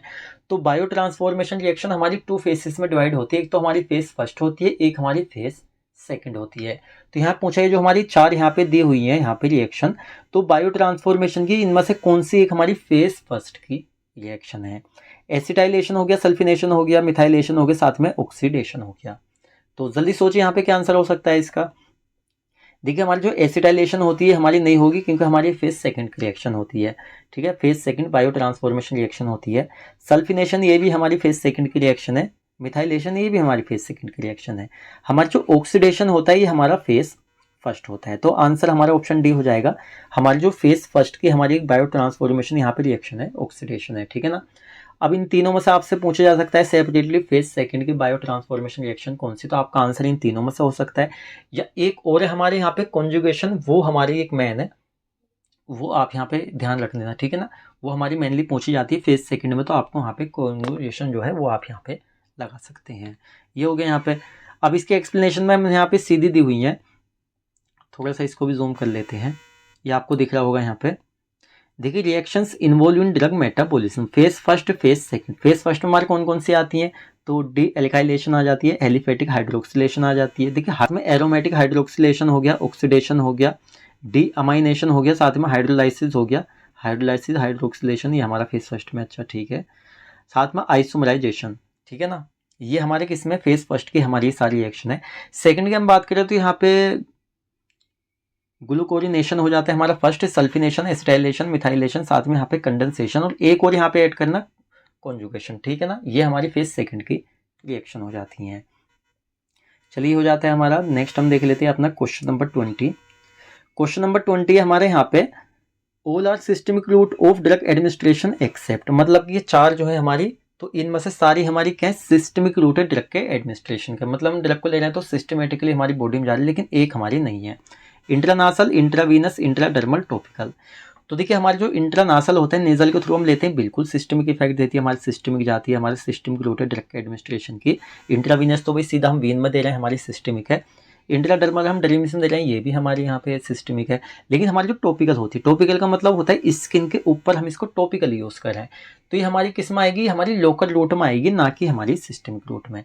तो एक्सेप्ट पूछा है, देखिए ध्यान रखना इस तरह के जो क्वेश्चन होते हैं ना, तो एक्सेप्ट में बच्चा कंफ्यूज हो जाता है। वो यहाँ पे क्या कर देता है, उल्टा कर देता है, एक जो यहाँ पे होनी चाहिए वो मतलब लगा देता है, जो यहाँ पे एक नहीं होनी चाहिए उसको भूल जाता है। तो एक्सेप्ट जहाँ भी आए मतलब इनमें से एक ऑप्शन ऐसा है जो आपको चूज करना है जो नहीं है, ठीक है ना, ये हो जाएगा। नेक्स्ट इसमें हम देख लेते हैं। देखिए एक्सप्लेनेशन में सीधा हमने लिखा हुआ है रूट्स ऑफ एडमिनिस्ट्रेशन। पहले हम देखेंगे यहाँ पे हमारी लोकल रूट कौन सी होती है, लोकल रूट से कौन कौन सी दवाइयाँ हमारी दी जाती है, साथ में सिस्टमिक रूट। लोकल रूट में हमारी क्या आती है, देखिए टॉपिकल आती है, जिनका यूज हम स्किन पर करते हैं, हमारी लोकल रूट में आती है, जैसे कि हमारे स्किन और मुकस मेम्ब्रेन के ऊपर हमारे यूज होते हैं। सेकंड इंट्रा आर्टिकुलर हमारा हो गया, इंट्राथेकल हो गया। इंट्राथेकल इंजेक्शन हमारे कौन से होते हैं, जो स्पाइनल कॉर्ड में सीधे दिए जाते हैं हमारी रीढ़ की हड्डी में, वो हो जाएंगे हमारे। इंट्रा आर्टिकुलर कौन से होते हैं, हमारे जो सीधा कहाँ पे दिए जाते हैं, हमारे जॉइंट्स के बीच में दिए जाते हैं, वो होते हैं। नेक्स्ट यहाँ पर हम बात करें इंटीरियल, मतलब जो सीधा जीआईटी में हमारे जाते हैं, जैसे ओरल और साथ में रेक्टल, सीधा ये हमारे हो गए। पेरेंट्रल हमारे क्या होते हैं, जितने भी हमारे इंजेक्शन होते हैं सभी हमारे मोस्टली पेरेंट्रल में आ जाते हैं, जैसे इंट्रावीनस हो गया, इंट्रामस्कुलर हो गया, सबकुटेनस, इंट्राडर्मल, नासल इनहेलेशन, ये सब हमारे सिस्टमिक में आते हैं। तो क्वेश्चन आपसे इसके ऊपर बन सकता है, लोकल रूट और सिस्टमिक रूट में आपको 1 से 2 पॉइंट दे देगा और सीधा आपसे पूछ लेगा इनमें से फाइंड आउट कीजिए कौन से हमारे सिस्टमिक सर्कुलेशन है, कौन से हमारी लोकल रूट है, इस तरह से। नेक्स्ट हम देख लेते हैं क्वेश्चन नंबर 21। नंबर 21 है यहाँ पे, which route of administration is used for drug sensitivity testing. देखिए इंपॉर्टेंट क्वेश्चन और काफी समझने वाला है, और आपका यहाँ पे मध्य प्रदेश में 2023 में फार्मासिस्ट के एग्जाम में आया हुआ क्वेश्चन है। सीधा पूछा है विच रूट ऑफ एडमिनिस्ट्रेशन, हमारी बॉडी में ड्रग के एडमिनिस्ट्रेशन की कैसी कौन सी रूट होती है जिसका यूज क्या आता है ड्रग की सेंसिटिविटी को टेस्टिंग करने के लिए। सेंसिटिविटी से यहाँ पे क्या मतलब निकल रहा है, सेंसिटिविटी से सीधा मतलब निकल रहा है साइड इफेक्ट, मतलब कि जैसे अगर हम किसी ड्रग को ले रहे हैं तो उसको लेने से पहले हम क्या मतलब डायरेक्टली बॉडी में ज़्यादा ही ले रहे हैं, थोड़ी सी लगा के हम चेक कर लेते हैं, जिससे कि हमें पता चल जाए ड्रग हमारी सेंसिटिविटी तो नहीं, मतलब हाइपर सेंसिटिविटी तो हमें कोज नहीं करेगी, सीधा कोई एलर्जिक रिएक्शन तो नहीं करेगी। तो इसके लिए कौन सी रूट होती है जिसको हम सेंसिटिविटी टेस्टिंग में यूज़ करते हैं, इंट्रावीनस, इंट्राडर्मल, इंट्रामस्कुलर, साथ में इंट्राडर्मल, हाँ ठीक है, हाँ ट्रांसडर्मल होगा यहाँ पे, ये ट्रांसडर्मल है, ट्रांसडर्मल, इंट्राडर्मल, इंट्रावीनस, इंट्रामस्कुलर। तो एक हमारे यहाँ पे रूट है भाई इंट्रावीनस, ये तो बिल्कुल नहीं होगी क्योंकि डायरेक्टली हम भाई ब्लड में देखें तो चेक करेंगे नहीं कि साइड इफेक्ट कोज करे नहीं, वरना उसने थोड़ा सा भी करा तो भाई हो सकता है इंसान को ज़्यादा ही सीरियस कंडीशन हो जाए। इंट्राडर्मल, हाँ ये आ जाएगी हमारी, इस पर ओके कर दीजिए। हमारी जो इंट्राडर्मल होती है ये हमारी होती है, आगे हम एक्सप्लेनेशन में आपको दिखाएंगे क्या होता है। हमारी जो डर्मिस होती है उसमें लगा के हम चेक कर लेते हैं, निशान लगा देते हैं पेन से चारों तरफ, चलिए सीधा दिखाई देते हैं आपको। ये यहाँ पे देखिए आप, ये क्या है हमारी यहाँ पे डर्मिस से जो हमारी ऊपर की लेयर होती है, इसमें हम क्या कर देते हैं, इस तरह से हम इंजेक्शन के थ्रू दवाई को इंजेक्ट कर देते हैं और इस तरह से हमारा कुछ ये होता है। देखिए यहाँ पे क्या है, ये पॉजिटिव है, अगर हमारा इस तरह से लगाने के बाद देखिए यहाँ पे नॉर्मल हो रहा है, जैसे कुछ 2 से 3 मिनट के लिए छोड़ दिया, 5 मिनट के लिए, 10 मिनट के लिए छोड़ दिया। अगर हमारे यहाँ पे नॉर्मल कंडीशन है तो वो क्या हमारा एक मतलब नेगेटिव है, मतलब वो जो ड्रग है वो उस पेशेंट पे किस तरह कोई सेंसिटिविटी कोज नहीं करेगी, कोई हाइपर सेंसिटिविटी एलर्जी वहाँ पे कोज नहीं करेगी। लेकिन अगर इस तरह से हो जाता है एक पेशेंट पे जिसको हम सेंसिटिविटी टेस्ट कर रहे हैं ड्रग की इंट्राडर्मल लगा के, तो यहाँ पे पॉजिटिव है। पॉजिटिव मतलब कि क्या हो रहा है, यहाँ पे रेडनेस हो जाएगी, इचनेस, खुजली वगैरह होगी। अब इस पेशेंट की दवाई नहीं दी जाएगी अगर इस तरह से पॉजिटिव आ रहा है तो। सीधा सीधा यहाँ पे जैसे पेनिसिलिन हो जाती है, जोस्टम के इंजेक्शन हो जाते हैं, बीसीजी वैक्सीन जैसे ट्यूबरकुलोसिस में दी जाती है। तो जो पेशेंट जिसको फर्स्ट टाइम लग रही होती है उसको लगा के थोड़ा टाइम हम चेक कर लेते हैं यहाँ पे इंट्राडर्मल लगा के कि सेंसिटिविटी को यहाँ पे कोज नहीं करिए पेशेंट को, उसके बाद में हम इसको दे देते हैं। तो इंट्राडर्मल रूट होती है हमारी। नेक्स्ट है यहाँ पे what is zero order kinetics. Zero order kinetics हमारा क्या होता है। अब अभी जो यहाँ पे 2025 में बिल्कुल जस्ट अभी जो आपका इसी मंथ में अगस्त में आपका एग्जाम हुआ है उसके अंदर आया हुआ ये क्वेश्चन है। जीरो ऑर्डर काइनेटिक और हमारा जो फर्स्ट ऑर्डर काइनेटिक होता है दोनों से रिलेटेड यहाँ पे क्वेश्चन आपका आया था, ठीक है ना। तो अभी अभी का बिल्कुल लेटेस्ट अभी इसी मंथ का हमारा आया हुआ क्वेश्चन है, इसको अच्छे से देखना आप। What is zero order kinetic. Zero order kinetic हमारा क्या होता है, जैसे कि when the rate of elimination of drug, जब हमारी क्या होती है रेट होती है एलिमिनेशन ऑफ ड्रग की, जब हमारी बॉडी से ड्रग हमारी बाहर जा रही होती है उसकी जो एलिमिनेशन रेट होती है रिमेन कांस्टेंट, वो क्या रहती है हमारी रिमेन कांस्टेंट रहती है। कांस्टेंट मतलब कम ज़्यादा नहीं, बिल्कुल कांस्टेंट हमारी रुकी हुई रहती है irrespective of drug concentration, drug की कंसंट्रेशन के रिस्पेक्टिव में। तो क्या ये हमारे यहाँ पे जीरो ऑर्डर काइनेटिक होता है। नेक्स्ट यहाँ पे when the rate of elimination of drug, drug के एलिमिनेशन की रेट जब हमारी नॉट रिमेन कांस्टेंट, हमारी कांस्टेंट नहीं होती यहाँ पे इरिस्पेक्टिव ऑफ ड्रग कंसंट्रेशन। तो कौन सा आंसर इसमें से करेक्ट है या दोनों हमारे करेक्ट है बोथ, ठीक है। तो थोड़ा सा आप सोच रहे होंगे सर क्या बता रहे हैं, तो एक्सप्लेनेशन में आपको क्लियर करेंगे, बिल्कुल आपका कोई डाउट नहीं रहेगा। ऑप्शन जो हमारा फर्स्ट है हमारा करेक्ट आंसर रहेगा। देखिए हमारी वैन जब हमारी रेट ऑफ एलिमिनेशन किसी भी ड्रग की एलिमिनेशन रेट रिमेन वो जो हमारी कांस्टेंट रहती है इरिस्पेक्टिव यहाँ पे किसकी ड्रग की कंसंट्रेशन के, उसको हम कहते हैं यहाँ पे जीरो ऑर्डर काइनेटिक्स। मतलब नेशन में थोड़ा सा आपको अच्छे से क्लियर कर देते हैं, आपने अगर थ्योरी पढ़ रखी है आपको अच्छे से समझ में आया होगा। कुछ क्वेश्चन ऐसे होते हैं ना बिल्कुल एक एमसीक्यूज में पूरे डिटेल में समझ में नहीं आते। जैसे कि यहाँ पे फर्स्ट ऑर्डर की अगर हम बात करें, देखिए प्लाज्मा ड्रग कंसंट्रेशन ये हमारी हो जाती है, साथ में टाइम हमारा ये हो जाता है, ठीक है ना। तो हमारा जो फर्स्ट ऑर्डर काइनेटिक कुछ हमारा इस तरीके से चलता है, ये तो ये हमारा कांस्टेंट नहीं है, कांस्टेंट हमारा ये है क्योंकि बिल्कुल सीधा चलेगा। ये हमारा कांस्टेंट नहीं है क्योंकि इस तरह से चल रहा है, ठीक है ना। कांस्टेंट हमारा इस तरह से चलता है। जैसे कि इन दोनों में डिफरेंट हम आपको बता देते हैं, क्वेश्चन आए तो आप सीधा थोड़ा ध्यान में रखें। जैसे constant friction of drug eliminated per unit time, हमारा जो फर्स्ट ऑर्डर काइनेटिक होता है इसमें जो हमारा कांस्टेंट फ्रिक्शन होता है किसका, ड्रग के एलिमिनेशन का, वो पर यूनिट टाइम के हिसाब से कांस्टेंट होता है। लेकिन इसमें क्या होता है कांस्टेंट अमाउंट होती है ड्रग की जो कि एलिमिनेटेड होती है पर यूनिट। तो यहाँ पे क्या है हमारी कांस्टेंट क्या है, ड्रग की अमाउंट है, और यहाँ पे क्या है हमारा जो कांस्टेंट है वो यहाँ पे फ्रैक्शन है ड्रग का। तो फ्रैक्शन ऑफ ड्रग और साथ ही में अमाउंट ऑफ ड्रग, इस चीज़ को यहाँ पे आप ध्यान रखना, इसमें आप इसमें समझ जाएंगे। नेक्स्ट हम देखें यहाँ पे थोड़ा सा देख लेते हैं इसको, हाँ इसको देख लेते हैं। Rate of drug elimination proportional to drug plasma concentration, साथ में रेट ऑफ ड्रग एलिमिनेशन यहाँ पे independent of drug plasma concentration. तो ये भी एक तरह से हमारा इसमें डिफरेंट है, ठीक है ना, ये हो जाता है। चलिए नेक्स्ट हम देख लेते हैं क्वेश्चन नंबर 23। क्वेश्चन नंबर 23 यहाँ पे विच of the following drug have high volume of distribution. सीधा क्वेश्चन है हमारे, इनमें जैसे 4 दी हुई है, इनमें से कौन से नेचर की हमारी ऐसी ड्रग्स होती हैं जिनका वॉल्यूम ऑफ डिस्ट्रीब्यूशन यहाँ पे हाई होता है। जैसे सपोज कीजिए हमारी हाई प्रोटीन बाउंड ड्रग, हमारी जो प्लाज्मा प्रोटीन है उससे हाईली अगर ड्रग जाके हमारी बाउंड हो रही है तो क्या वो हमारी उनका जो डिस्ट्रीब्यूशन वॉल्यूम है हाई होगा। या हमारी हाइड्रोफिलिक है तो उनका वॉल्यूम ऑफ डिस्ट्रीब्यूशन हाई होगा। या लाइपोफिलिक है, देखिए hydrophilic highly water soluble, lipophilic highly lipid soluble. या ड्रग विद लो थेरापोटिक इंडेक्स, ये हमारे ऐसे ड्रग जिनकी थेरापोटिक इंडेक्स में थेरापोटिक इफेक्ट हमारी लो देती हैं, कम देती हैं, क्या उनका जो वॉल्यूम ऑफ डिस्ट्रीब्यूशन है यहाँ पे हाई होता है। तो यहाँ पे सीधा सीधा ध्यान रखना, आंसर इसका रहेगा आपको ऑप्शन सी लाइपोफिलिक। ज़्यादा मोर लिपिड सोल्युबल ड्रग होगी उसका वॉल्यूम ऑफ डिस्ट्रीब्यूशन भी क्या होगा यहाँ पे हाई होगा, कि वो सेल मेम्ब्रेन को ना इजीली वो मतलब क्रॉस कर जाती हैं, ठीक है ना। तो इस तरह से इनका जो वॉल्यूम डिस्ट्रीब्यूशन है हमारा हाई होता है। तो यहाँ पर हमारी जो लाइपोफिलिक ड्रग होती है इनका वॉल्यूम डिस्ट्रीब्यूशन क्या होता है, हाई होता है। जैसे इसके एक्सप्लेनेशन में हम देख सकते हैं, drug which are more lipid soluble, वो ड्रग जो हमारी मोर लिपिड सोल्युबल होती हैं are more likely to cross कर जाती है हमारी ब्लड वेसल वॉल को, ब्लड वेसल वॉल जो होती है उसको इजिली क्रॉस कर जाती है, तो सीधा हम कह सकते हैं वॉल्यूम ऑफ डिस्ट्रीब्यूशन हमारा उनका हाई होता है। एंड दस have high volume of distribution.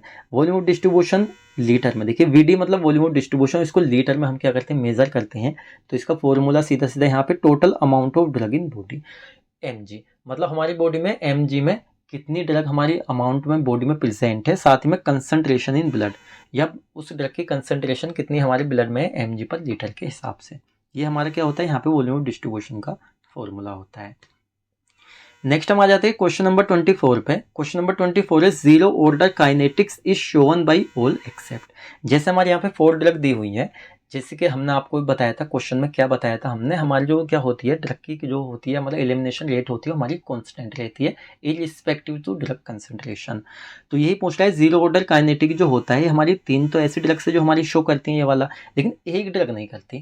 Question पूछा है zero order kinetics is shown by all, all मतलब 3 के थ्रू होता है, एक के थ्रू नहीं होता है। तो जीरो ऑर्डर काइनेटिक हमारी जो इथेनॉल होती है ये शो करती है, फेनेटोइन होती है, बार्बिटोरेट्स होती है, हाई डोज सैलिसाइलेट्स, ठीक है ना। तो ध्यान रखना high dose salicylates, low dose salicylates, इसका भी डिफरेंट आता है यहाँ पे। तो आंसर बताइए जल्दी से, क्या आंसर हो सकता है इसका। तो देखिए हमारा जो इथेनॉल होता है ये हमारा बिल्कुल जीरो ऑर्डर काइनेटिक हमारा शो करता है, फेनेटोइन भी हमारा शो करता है, और साथ ही में अगर हम बात करते हैं बार्बिटोरेट्स, ये हमारे यहाँ पे नहीं करता है। हमारे जो बार्बिटोरेट्स होते हैं ये हमारे यहाँ पे जीरो ऑर्डर काइनेटिक फॉलो नहीं करते, ये हमारे फर्स्ट ऑर्डर काइनेटिक फॉलो करते हैं। तो हमारा आंसर हो जाएगा यहाँ पे बार्बिटोरेट्स। बाकी हमारे जो हाई डोज में सैलिसाइलेट्स होते हैं ये भी हमारे जीरो ऑर्डर काइनेटिक शो करते हैं। ये हो गया।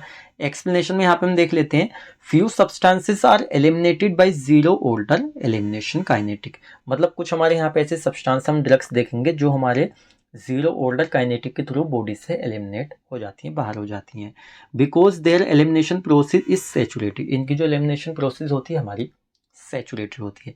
एग्जांपल हम देखेंगे जैसे हमारी इथेनॉल हो गया, फेनेटोन हो गया, सैलिसाइलेट्स हो गया, सिस्प्लाटिन। सिस्प्लाटिन क्या है हमारी, ये एंटी कैंसर ड्रग्स है, और ये हमारा हमने आई थिंक यहाँ पे लिखना भूल गए, अभी आपका जो ESIC का पेपर हुआ है 2025 अभी अगस्त में, इसके अंदर ही आया हुआ क्वेश्चन है आपका, तो लेटेस्ट बिल्कुल क्वेश्चन आया हुआ है। तो इसमें सिस्प्लाटिन दिया हुआ था आपका, ठीक है, आपका सिस्प्लाटिन दिया हुआ था सीधा, और पूछा हुआ था हमारी जो सिस्प्लाटिन होती है ये कौन सा मतलब फॉलो करती है ऑर्डर इस तरह से। तो आपका जो सिस्प्लाटिन होता है ये हमारा जीरो ऑर्डर काइनेटिक फॉलो करता है, फ्लोक्सिटिन साथ में ओमिप्राजोल। ओमिप्राजोल क्या है हमारा भाई, एंटासिड है हमारा जो ओमिप्राजोल है, ठीक है ना। तो ये भी हमारा जीरो ऑर्डर काइनेटिक फॉलो करता है, तो ये हमारी हो जाती है, इनको आप ध्यान में रखना। नेक्स्ट क्वेश्चन हम देख लेते हैं, क्वेश्चन नंबर 25 है यहाँ पे, drugs form commonly administered transdermal routes. हमारी जो ट्रांसडर्मल रूट होती है तो इनसे कौन सी हमारी ऐसी ड्रग्स होती है जो कॉमनली हमारी मतलब एडमिनिस्टर की जाती हैं। तो अभी क्वेश्चन हमने पीछे आपको बताया था, ये tablets, patches, suspension, capsule. Easy question है, हमारे जो पैचेस होते हैं इनको ट्रांसडर्मल रूट के थ्रू बॉडी में एडमिनिस्टर किया जाता है। क्वेश्चन देखिए, एक्सप्लेनेशन थोड़ी समझने वाली है इसकी। जैसे कि यहाँ पे कॉमन ट्रांसडर्मल ड्रग, कुछ ऐसी ड्रग्स हम देखेंगे जो कॉमनली ट्रांसडर्मल पैचेस के रूप में हमारी दी जाती हैं। जैसे फर्स्ट है हमारा स्कोपोलेमाइन। स्कोपोलेमाइन को हम देते हैं यहाँ पे मोशन सिकनेस को ट्रीट करने के लिए ट्रांसडर्मल पैचेस के रूप में।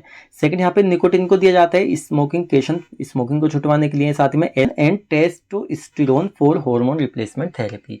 तो जो फीमेल का हमारा एस्ट्रोजन होता है, मेल का टेस्टोस्टेरोन होता है, इसको हार्मोन रिप्लेसमेंट थेरेपी के रूप में यहाँ पे ट्रांसडर्मल पैचेस के रूप में यहाँ पे दिया जाता है। फेनिटाइल हो गया हमारे यहाँ पे, ये पावरफुल ओपियोइड होता है, क्रोनिक पेन में दिया जाता है हमारा, साथ में नाइट्रोग्लिसरीन का यूज़ किया जाता है यहाँ पे एंजाइना चेस्ट पेन में।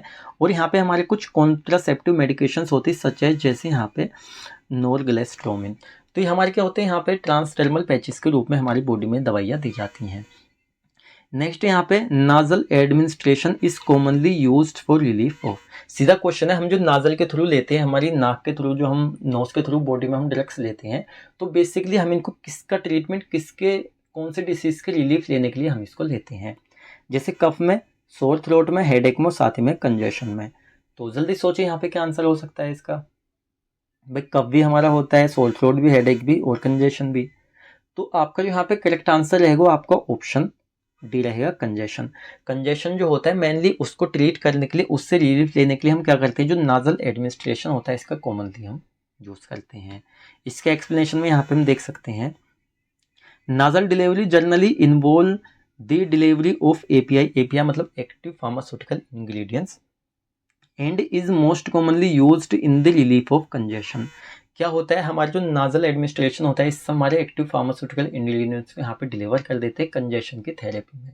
अभी कंजेशन के कुछ यहाँ पे सिम्टम देख लेते हैं, चलिए थोड़ा सा जूम कर लेते हैं यहाँ पे। जैसे क्या होता है, हमारे यहाँ पे स्टफी नोज होती है, साथ में यहाँ पे हम कह सकते हैं हमारे यहाँ पे साइनस में पेन होता है, यहाँ पे मुकस बिल्डअप हो जाता है नासल पासेज में, स्वेलिंग नाजल टिश्यू, नेजल टिश्यू जो होते हैं हमारी नोज के उसमें स्वेलिंग सूजन भी देखने को मिलती है। इस तरह से हो गया हमारा। चलिए नेक्स्ट हम देख लेते हैं क्वेश्चन नंबर 27।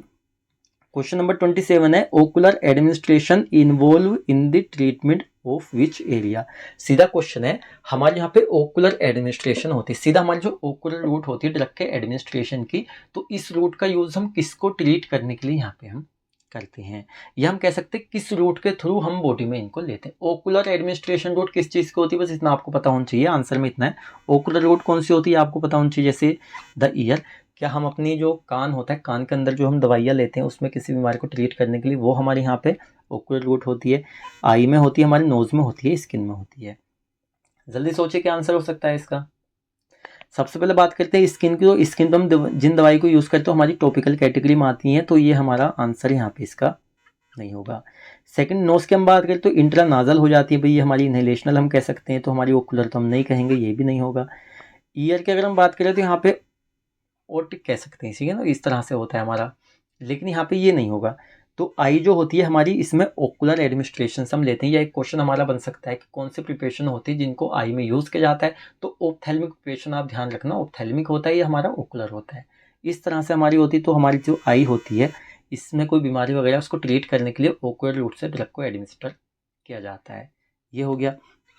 इसमें जैसे कि इसके एक्सप्लेनेशन हम दे सकते हैं, ocular administration involve the treatment of conditions affecting the eye. ऐसी कुछ कंडीशन जो हमारी आई को अफेक्ट करेंगे, उस कंडीशन में ड्रग को हम ओकुलर रूट से एडमिनिस्टर करते हैं, ये हम देख सकते हैं। ये हो गया। नेक्स्ट हम देख लेते हैं यहाँ पे क्वेश्चन नंबर 28 है हमारे यहाँ पे, इंट्रावीनस, इंट्रामस्कुलर, सबकुटेनस, ऑल और example of which of the following administration.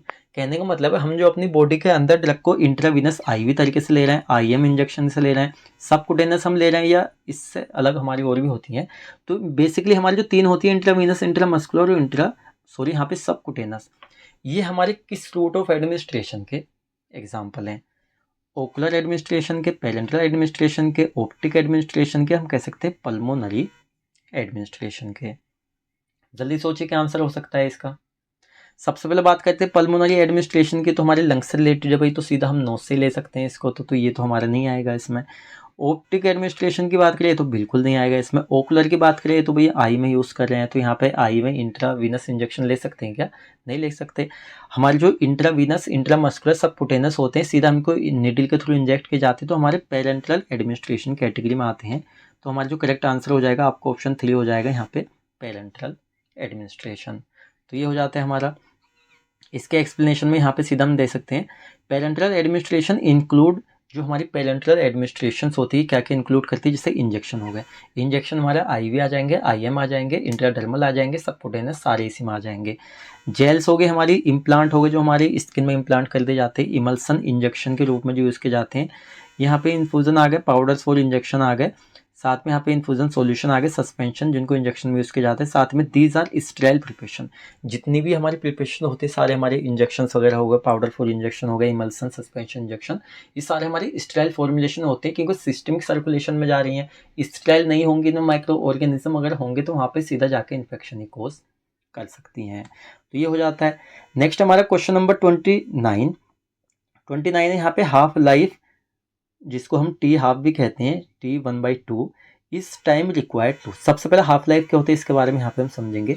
देखिए जैसे हमने कोई बॉडी में ड्रग खाई, ठीक है ना, हमने जैसे यहाँ पे 100 mg की ड्रग खाई है, और हमारी जो इसकी हाफ लाइफ है यहाँ पे जिसको T1/2 से यहाँ पे हम डिनोट करते हैं, तो एक हाफ लाइफ की अगर हम बात करें तो हमारी जो इसमें से 50% ड्रग है ये हमारी एलिमिनेट हो जाती है, बॉडी से बाहर चल जाती है, 50% हमारी बॉडी में ये बच जाती है। इसी को हम क्या कहते हैं, यहाँ पे हाफ लाइफ कहते हैं ड्रग की। आगे पूरा चार्ट बना हुआ है, तो वहाँ पे स्टेप बाय स्टेप हम देखेंगे कितनी हाफ लाइफ में कितनी ड्रग बॉडी में आती है, कितनी जाती है, इस तरह से क्वेश्चन में पूछा है। हमारी जो हाफ लाइफ होती है यहाँ पे, ये हमारा एक टाइम होता है जो कि रिक्वायर्ड होता है किसके लिए, metabolize a half of an introduce drug into the active metabolite, हम कह सकते हैं absorb a half of introduce drug, ये हम कह सकते हैं change the amount of a drug in plasma by half during elimination. क्या ये हो सकता है हमारा, या ऑल ऑफ दी अबव। जल्दी सोचिए यहाँ पे इसका आंसर क्या हो सकता है। सीधा क्वेश्चन है, हमारी जो हाफ लाइफ होती है ड्रग की T1/2, ये हमारा टाइम रिक्वायर होता है किसके लिए। फर्स्ट वाला हमारे यहाँ पे नहीं होगा, सेकेंड एब्जॉर्प्शन ऑफ, ये भी नहीं होगा आपका, थर्ड चेंज द अमाउंट, हाँ ये आपका आंसर हो जाएगा इसमें, change the amount of a drug. मतलब जो हमारी ड्रग की एक अमाउंट होती है वो हमारे प्लाज्मा में जाके जो हमारी चेंज हो जाती है बाई हाफ ड्यूरिंग एलिमिनेशन।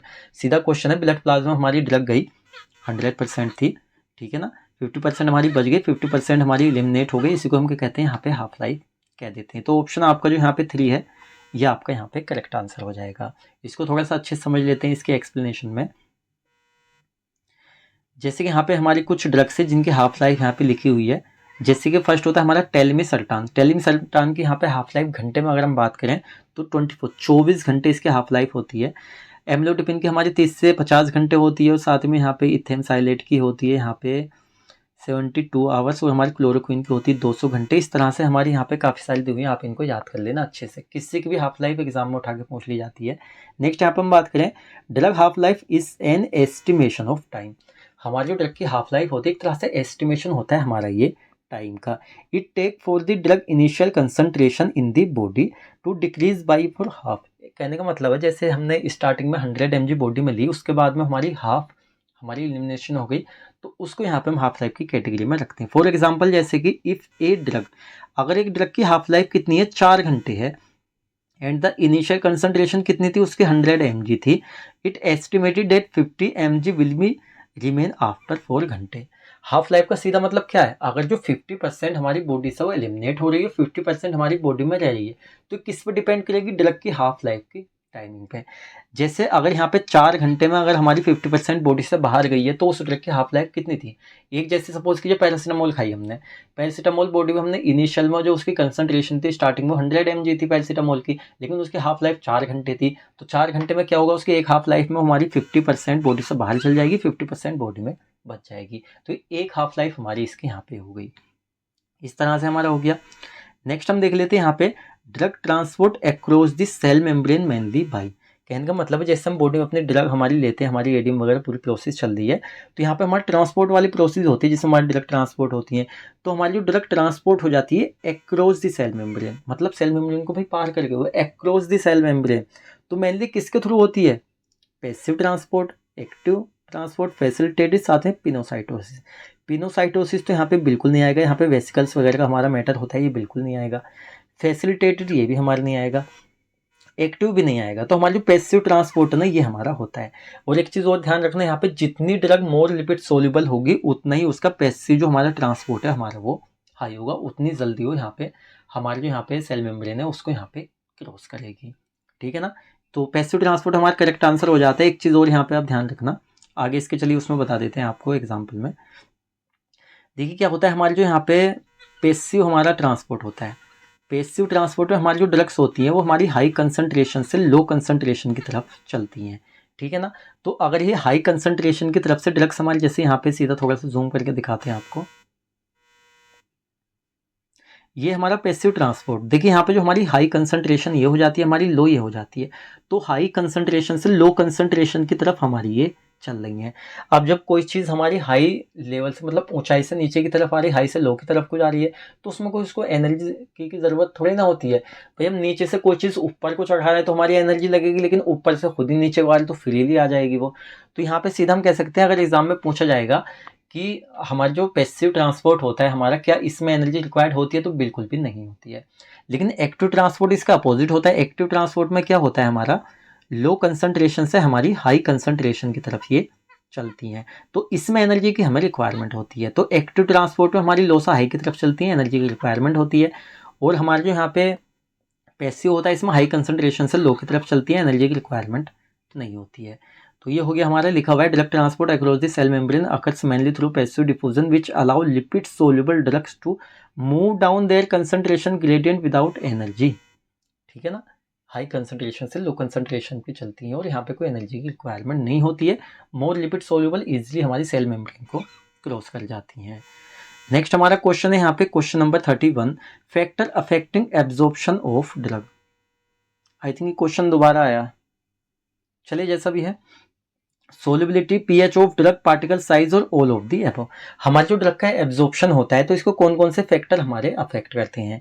हमारी जो ड्रग की सोलिबिलिटी होती है, जैसे ज़्यादा सोल्यूबल है, कम सोल्यूबल है, क्या वो अफेक्ट करेगी, ड्रग का पीएच करेगा या पार्टिकल साइज करेगा। आई थिंक पहले भी हमने आपको बता दिया, ड्रग की सोलिबिलिटी, पार्टिकल साइज और साथ में पीएच, ये तीनों चीज़ें हमारी ड्रग के एब्जॉर्प्शन को अफेक्ट करती हैं। तो ऑल ऑफ दी अबव इसका करेक्ट आंसर रहेगा। जैसे कि यहाँ पे सीधा हम देख सकते हैं, ये हमारे ड्रग से रिलेटेड फैक्टर है, हमारे यहाँ पे बॉडी से रिलेटेड फैक्टर है। तो आई थिंक ये पीछे हमने आपको बता दी, तो यहाँ पे आप इनको देख लेना सीधा सीधा। पार्टिकल साइज जितना कम होगा ड्रग का एब्जॉर्प्शन उतना ही अच्छा होगा। साथ में फिजिकल फॉर्म, जैसे हमारी फिजिकल फॉर्म होती है वो भी डिपेंड करती है, केमिकल नेचर क्या, डोज फॉर्म किस नेचर में हमारी, या यहाँ पे लिपिड या वाटर सोल्युबिलिटी, ये भी हमारे इफेक्ट करती है। इस तरह से हमारा ये हो जाता है। नेक्स्ट हम देख लेते हैं क्वेश्चन नंबर 32। तो क्वेश्चन है हमारा, which factor affecting bio availability of drug. हमारी जो ड्रग की बायो अवेलेबिलिटी होती है, कौन कौन से ऐसे फैक्टर्स होते हैं जो इसको अफेक्ट करते हैं। जैसे कि route of administration, doses form हो गया, फर्स्ट पास, मेटाबॉलिज्म और साथ ही में ऑल ऑफ दी अबव। देखिए रूट ऑफ एडमिनिस्ट्रेशन सीधा सीधा अफेक्ट करता है। अभी सीधा हम कह सकते हैं ओरली हम ड्रग को ले रहे हैं तो क्या हो रहा है, उसका 70% बायोअवेलेबिलिटी मिल रही है, और उसको हम आईवी रूट से ले रहे हैं तो हमारी 100% मिल रही है, तो बिल्कुल हमारी अफेक्ट करती है। फर्स्ट हमारा करेक्ट रहेगा।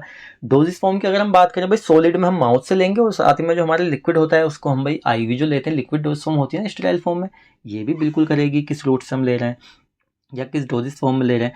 फर्स्ट पास मेटाबॉलिज्म तो हमारा डायरेक्टली भी करता है। जो ड्रग हमारी फर्स्ट पास मेटाबॉलिज्म शो करती है वो हमारी 70% बायोअवेलेबिलिटी शो करती हैं। जो हमारे यहाँ पे आईवी होती है हमारी 100% करती है। तो यहाँ पे कह सकते हैं ऑल ऑफ दी अबव। ये सारे के सारे फैक्टर हमारी ड्रग की बायोअवेलेबिलिटी को अफेक्ट करते हैं। तो डी हमारा ऑप्शन करेक्ट हो जाएगा, ऑल ऑफ दी अबव। इसके एक्सप्लेनेशन में हम देख लेते हैं यहाँ पे, factor affecting absorption and bio availability. एक तरह से दोनों, जिन ड्रग का एब्जॉर्प्शन अच्छा होगा उनकी बायोअवेलेबिलिटी भी हमारी अच्छी देखने को मिलेगी, जिनका एब्जॉर्प्शन अच्छा नहीं होगा बायोअवेलेबिलिटी भी उनकी हमारी कम देखने को मिलती है। जैसे कि ड्रग रिलेटिव फैक्टर की बात करें, डोजेस फॉर्म, जैसे साल्ट फॉर्म हो गया, क्रिस्टल फॉर्म हो गया, वाटर ऑफ हाइड्रेशन हो गया, पार्टिकल साइज हो गया, सारे हमारे बायोअवेलेबिलिटी को अफेक्ट करते हैं। फार्माकोलॉजिकल फैक्टर की बात करें, हमारी पीएच हो गया, GIT हमारा ट्रांसिट टाइम होगा, डिसीज कंडीशन, पेशेंट की डिसीज कंडीशन क्या है तो उसमें हमारी बायोअवेलेबिलिटी इफेक्ट होती है।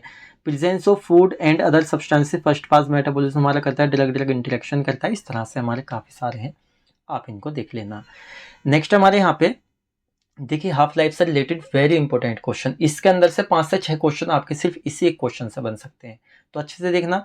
After second half life T half two, ये जो हमारे इसको शो करते हैं, देखिए हाफ लाइफ को डिनोट करते हैं यहाँ पे T1/2, ठीक है ना, 1/2 हम कह सकते हैं। तो यहाँ पे क्वेश्चन सीधा सीधा है, after second half life the amount of drug left, मतलब सेकेंड हाफ लाइफ के कंप्लीट होने के बाद में कितनी अमाउंट की ड्रग हमारी बॉडी में बचती है एलिमिनेशन होने से। जैसे कि 25%, तो यहाँ पे 50%, यहाँ पे 12.5% या 3.125%। अब देखिए क्या होती हैं, ये सीधी हमारी स्टेप बाय स्टेप हमारी साइकिल होती हैं। जैसे फर्स्ट हो गई, सेकंड हो गई, थर्ड हो गई, 4 हो गई, 5 हो गई, तो मेनली हमारी 5 ही होती हैं, आई थिंक हमारी ये 5-6 होती हैं हमारी। तो अगर सेकंड की बात करें तो यहाँ पे कितनी अमाउंट हमारी ड्रग की लेफ्ट बच जाती है, तो सेकंड में हमारी बचती है यहाँ पे 25, ठीक है ना। फर्स्ट में हमारी कितनी होती है, जो हमारी 50 हमारी एलिमिनेट हो जाती है, 50 हमारी बच जाती है। तो चलिए इसकी उसमें देख लेते हैं सीधा एक्सप्लेनेशन में, थोड़ा और अच्छे से समझ आएगा आपको। थोड़ा सा इसको जूम भी कर लेते हैं। तो यहाँ पे देखिए यहाँ पे आप सीधा ऐड कर लीजिए, तो हमारी यहाँ पे हाफ लाइफ हो गई, जैसे 0 हो गए, first second third fourth fifth हो गए हमारे यहाँ पे ये। अच्छा एक चीज़ और है यहाँ पे, जैसे इनिशियल लेवल, देखिए इनिशियल लेवल का मतलब क्या रहेगा, तो इसको सीधा आप इस तरह समझिए, यहाँ पे आप हेडिंग डाल दीजिए लेफ्ट का मतलब ड्रग लेफ्ट, मतलब कितनी ड्रग हमारी बॉडी में बची है, और यहाँ पे एलिमिनेशन कितनी हमारी बॉडी से बाहर चली गई है, एक्सक्रीट आउट हो गई है। तो इस तरह थोड़ा सा आप इसको अच्छे से प्रिपेयर कर लेना। जैसे हाफ लाइफ 0, अभी कोई हाफ लाइफ नहीं है, तो हमारी इनिशियल जो लेवल है, हमने ड्रग को बॉडी में लिया है तो हमारी 100% बॉडी के अंदर रहेगी और 0% उसका एलिमिनेशन होगा। लेकिन जो हमारी फर्स्ट हाफ लाइफ यहाँ पे कंप्लीट होगी तो 50% हमारी बॉडी में बच जाएगी, 50% हमारी बॉडी से एलिमिनेट हो जाएगी। तो अगर क्वेश्चन आए कि 1 हाफ लाइफ के कंप्लीट होने के बाद कितनी ड्रग हमारी बॉडी में रिमेन रह जाती है, लेफ्ट बच जाती है, कितनी एलिमिनेट हो जाती है, तो यहाँ पे 50% बचती है, 50% एलिमिनेट हो जाती है। सेकेंड हाफ लाइफ की बात करें तो यहाँ पे हमारे 75% एलिमिनेट हुए। एक आप याद कर लीजिए, तो इसको याद कर लीजिए, इसको याद कर लीजिए। फर्स्ट में 50% लेफ्ट हो गई, कितनी बची? 50% बची। सेकंड हाफ लाइफ में हमारी 75% बॉडी से बाहर गई, कितनी बची? 25 बची। थर्ड में हमारी यहाँ पे 87.5 बॉडी से बाहर चली गई, तो यहाँ पे 12.5 बची। ठीक है ना, जितना बच रहा है उतना आप यहाँ पे इसमें ऐड कर लीजिए। साथ में यहाँ पे जो 4 हाफ लाइफ होती है, इसमें 93.8% हमारी अगर लेफ्ट हो, मतलब एलिमिनेट हो गई है, तो 6.2% बची है। और यहाँ पे अगर हमारी 96.9% हमारी एलिमिनेट हो गई 5 हाफ लाइफ में, तो यहाँ पे 3.1% बची है। इस तरह से इस पूरे चार्ट को आप याद कर लेना, वेरी इंपॉर्टेंट क्वेश्चन है एग्जाम में। यहाँ पे देखिए 5 हाफ लाइफ है, तो 5 क्वेश्चन इसके ऊपर से बन सकते हैं। ये हो गया। नेक्स्ट हम देख लेते हैं यहाँ पे क्वेश्चन नंबर 34। क्वेश्चन नंबर 34 हमारे वीएमसी फार्मासिस्ट 2021 का आया हुआ क्वेश्चन है। क्वेश्चन है pharmacodynamic involve the study of following. एक होता है फार्माकोकाइनेटिक, एक होता है फार्माकोडायनेमिक। फार्माकोडायनेमिक भी हमने आपको बता दिया था वहीं पे, जैसे एक्सक्रीशन ऑफ ड्रग, हमारी बॉडी से तो ड्रग एक्सक्रीट आउट हो जाती है, एलिमिनेट हो जाती है, बाहर चल जाती है, क्या उसको हम फार्माकोडायनेमिक कहते हैं। बायो ट्रांसफॉर्मेशन जो होता है ड्रग का, क्या उसको यहाँ पे हम कहते हैं। डिस्ट्रीब्यूशन, देखिए बायो ट्रांसफॉर्मेशन किसको हम कहते हैं? मेटाबॉलिज्म को कहते हैं। ध्यान रखना, इसको भूल मत जाना, बायो ट्रांसफॉर्मेशन मेटाबॉलिज्म। इसमें बच्चे कंफ्यूज हो जाते हैं, कंफ्यूज मत होना बिल्कुल भी। मैकेनिज्म ऑफ ड्रग एक्शन, तो देखिए हमारा जो फार्माकोकाइनेटिक होता है उसको अगर फार्माकोकाइनेटिक आपको याद है ना, सीधा आप इसका आंसर निकाल सकते हैं। फार्माकोकाइनेटिक क्या आता है हमारा? ADME। ए मतलब क्या था यहाँ पे? एब्जॉर्प्शन, जो कि इसमें नहीं दिया हुआ है। और डी क्या था हमारा? डिस्ट्रीब्यूशन, ये तो हमारा दिया हुआ है। एम क्या था? मेटाबॉलिज्म, बायो ट्रांसफॉर्मेशन दिया हुआ है। और यहाँ पे ADME, ई मतलब एक्सक्रीशन, ये भी दिया हुआ है। तो एक्सक्रीशन हो गया, डिस्ट्रीब्यूशन, मेटाबॉलिज्म, तो सॉरी यहाँ बायो ट्रांसफॉर्मेशन। एक यहाँ पे क्या बचता है? मैकेनिज्म ऑफ ड्रग एक्शन, ये हमारा आंसर है। क्या होता है हमारे फार्माकोडायनेमिक को, हमारी ड्रग जो बॉडी में गई है अपना क्या मैकेनिज्म ऑफ एक्शन शो करिए, उसी को हम कहते हैं फार्माकोडायनेमिक। तो हो जाता है हमारा, जैसे कि यहाँ पे थोड़ा सा डिफरेंट भी लिखा हुआ है फार्माकोडायनेमिक फार्माकोकाइनेटिक में। अगर आपको कुछ कंफ्यूजन है तो इसको आप देख लेना। जैसे थोड़ा सा चलिए इसको देख लेते हैं।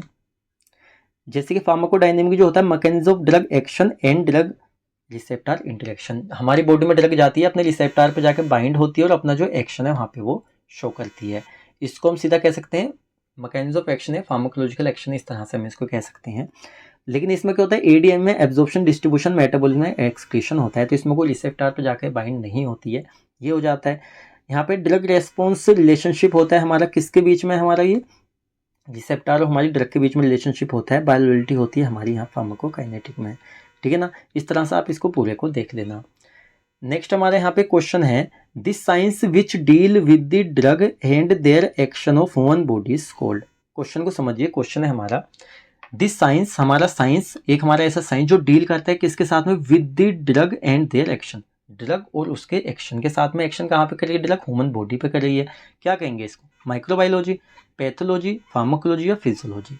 बिल्कुल इजी सा क्वेश्चन है, हमारे फार्माकोलॉजी के इंट्रोडक्शन से आया हुआ, आपको बिल्कुल आंसर क्लियर हो गया होगा। माइक्रोबायोलॉजी की बात करें तो भाई माइक्रोब्स की स्टडी करते हैं, पैथोलॉजी में हम डिसीज की स्टडी करते हैं, फिजियोलॉजी में हम ये नहीं करते हैं। साथ में फार्माकोलॉजी में हम क्या करते हैं भाई? यही तो हमारा आंसर है। हमारा फार्माकोलॉजी एक ऐसा साइंस होता है जो डील करता है ड्रग के साथ में, ड्रग के एक्शन के साथ में। एक्शन कहाँ पे मिलता है? ह्यूमन बॉडी के ऊपर मिलता है या एनिमल्स पे हम कह सकते हैं। तो आंसर हमारा सी यहाँ पे करेक्ट हो जाएगा, फार्माकोलॉजी। इसके एक्सप्लेनेशन की हम बात करें, फार्माकोलॉजी क्या होता है? साइंटिफिक स्टडी होती है ड्रग की and how they interact with living organism to treat, prevention, diagnose disease and यहाँ पे एनकम्पेसेस, ये हो जाता है। क्वेश्चन नंबर 36 की हम बात करें यहाँ पे, the study of absorption, distribution, metabolism and excretion in known as, हमारी जो स्टडी होती है ड्रग के absorption, distribution, metabolism, excretion, ADME होती है हमारी, क्या होती है? सीधा आंसर यहाँ पे दे दीजिए आप। शॉर्ट क्वेश्चन है, इजी क्वेश्चन है, कई बार आपको बता दिया। सीधा हम कह सकते हैं हमारा जो फार्माकोकाइनेटिक होता है ये हमारे यहाँ पे ADME की स्टडी होती है।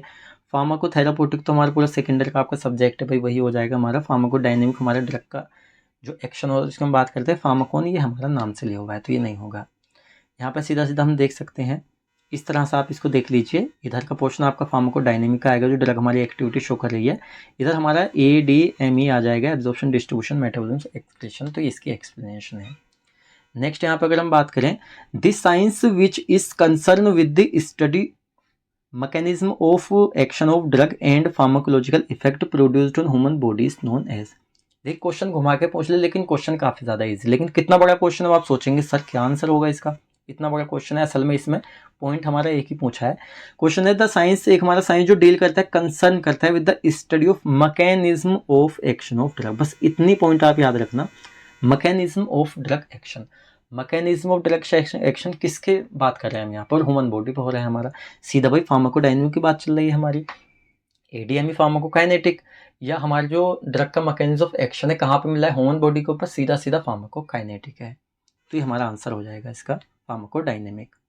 फार्माकोडायनेमिक फार्माकोकाइनेटिक कभी कभी नाम लेने में मसला हो जाता है, इसको आप ध्यान रखना। नेक्स्ट हमारे यहाँ पे drugs are excreted from the body through. सीधा सीधा क्वेश्चन है, जैसे हम बॉडी में ड्रग लेते हैं उसका एडीएमई हो गया, बायोलिटी हो गया, पूरा हमारा मतलब उसने पूरा इफेक्ट हमारा दे दिया। अब जो वेस्ट मटेरियल है हमारी बॉडी से बाहर जाना है, एक्सक्रीट आउट होना है, तो हमारी बॉडी की ऐसी कौन कौन सी रूट होती है जिससे हमारी ड्रग एक्सक्रीट आउट होती है? जैसे इंटेस्टाइन से हमारी होती है, स्वेट हो गया, सिलाइवरी ग्लैंड हो गई हमारी, यहाँ पर आई थिंक स्पेलिंग मिस्टेक हुई है, सिलाइवरी ग्लैंड है हमारी, ठीक है, सिलाइवरी होगी। साथ में यहाँ पे डैश लगा के आप लिखेंगे ब्रीस्ट मिल्क हो गया, किडनी हो गई। तो देखिए इंटेस्टाइन से भी होता है, हमारी जो स्वेट होता है हमारा पसीना, हमारी बॉडी से पसीना जो बाहर जाता है उसके थ्रू भी हमारी जो ड्रग होती है वेस्ट मटेरियल के रूप में हमारी बॉडी से एक्सक्रीट होती हैं। ब्रीस्ट मिल्क जो होता है उससे हमारी ड्रग एक्सक्रीट होती है, और साथ ही हमारी जो किडनी होती है यूरिन के थ्रू, इससे तो जाती जाती है, मेन हमारे यही होता है। ऑल ऑफ दी अबव आपका यहाँ पे करेक्ट आंसर रहेगा ये, ठीक है, या इसका आंसर हो जाता है। नेक्स्ट यहाँ पे हमारी कुछ रूट लिखी हुई है एक्सप्लेनेशन में, जैसे कि हमारी रीनल थ्रू किडनी, किडनी के थ्रू जो हम यूरिनेशन करते हैं उससे हमारी ड्रग एक्सक्रीट आउट होती हैं। साथ में यहाँ पे नॉन रीनल हो गया हमारा, लंग्स हो गया, इंटेस्टाइन हो गया, स्किन हो गया, मिल्क हो गया, बाइल हो गया, टीयर्स, हमारे जो आंसू आते हैं ना, तो आंसू कैसे होते हैं? हमारे क्षारीय होते हैं, ठीक है ना, बेसिक, तो वो भी हमारे इसमें इंक्लूड होते हैं। नेक्स्ट हमारे यहाँ पे 39 हम क्वेश्चन देख लेते हैं। When the drug is introduced in the bone marrow this route is called. सीधा क्वेश्चन है, हम ड्रग को क्या कर रहे हैं? डायरेक्टली हमारे जो बोन मैरो होता है उसमें इंजेक्ट कर रहे हैं हम, तो हमारी कौन सी ऐसी रूट होती है जिससे ड्रग को हम डायरेक्टली बोन मैरो में इंजेक्ट कर देते हैं? वो उस रूट का नाम बताना है बस आपको। इंट्राथेकल रूट होती है, इंट्रामेडुलरी होती है, इंट्रा आर्टेरियल होती है हमारी, यहाँ पे इंट्रापेरिटोनियल होती है। तो जल्दी बताइए, काफ़ी आसान क्वेश्चन है हमारा अगर आपको इसके बारे में पता है तो।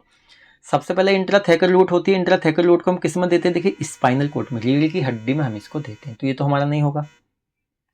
साथ में इंट्रा आर्टेरियल जो होता है भाई, ये भी हमारे यहाँ पे नहीं होगा, सीधा सीधा हमारा वो हो गया, ये तो इंट्रापेरिटोनियल नहीं होगा। साथ में इंट्रा मेडुलरी, देखिए यहाँ पे नाम में थोड़ा सा मेडुलरी, मेडुलरी मतलब मैरो, ठीक है ना, इससे भी थोड़ा सा दिमाग में रख लेना, नाम हमेशा मिलते जुलते होते हैं। तो यहाँ पे जो हमारे यहाँ पे इंट्रामेडुलरी होता है, ये हमारे इंट्रामेडुलरी जो रूट होती है, इसमें सीधा क्या होता है? बोन मैरो में ड्रग को हम इंजेक्ट कर देते हैं, इंट्रोड्यूस कर देते हैं। तो सेकंड आपका यहाँ पे करेक्ट आंसर रहेगा।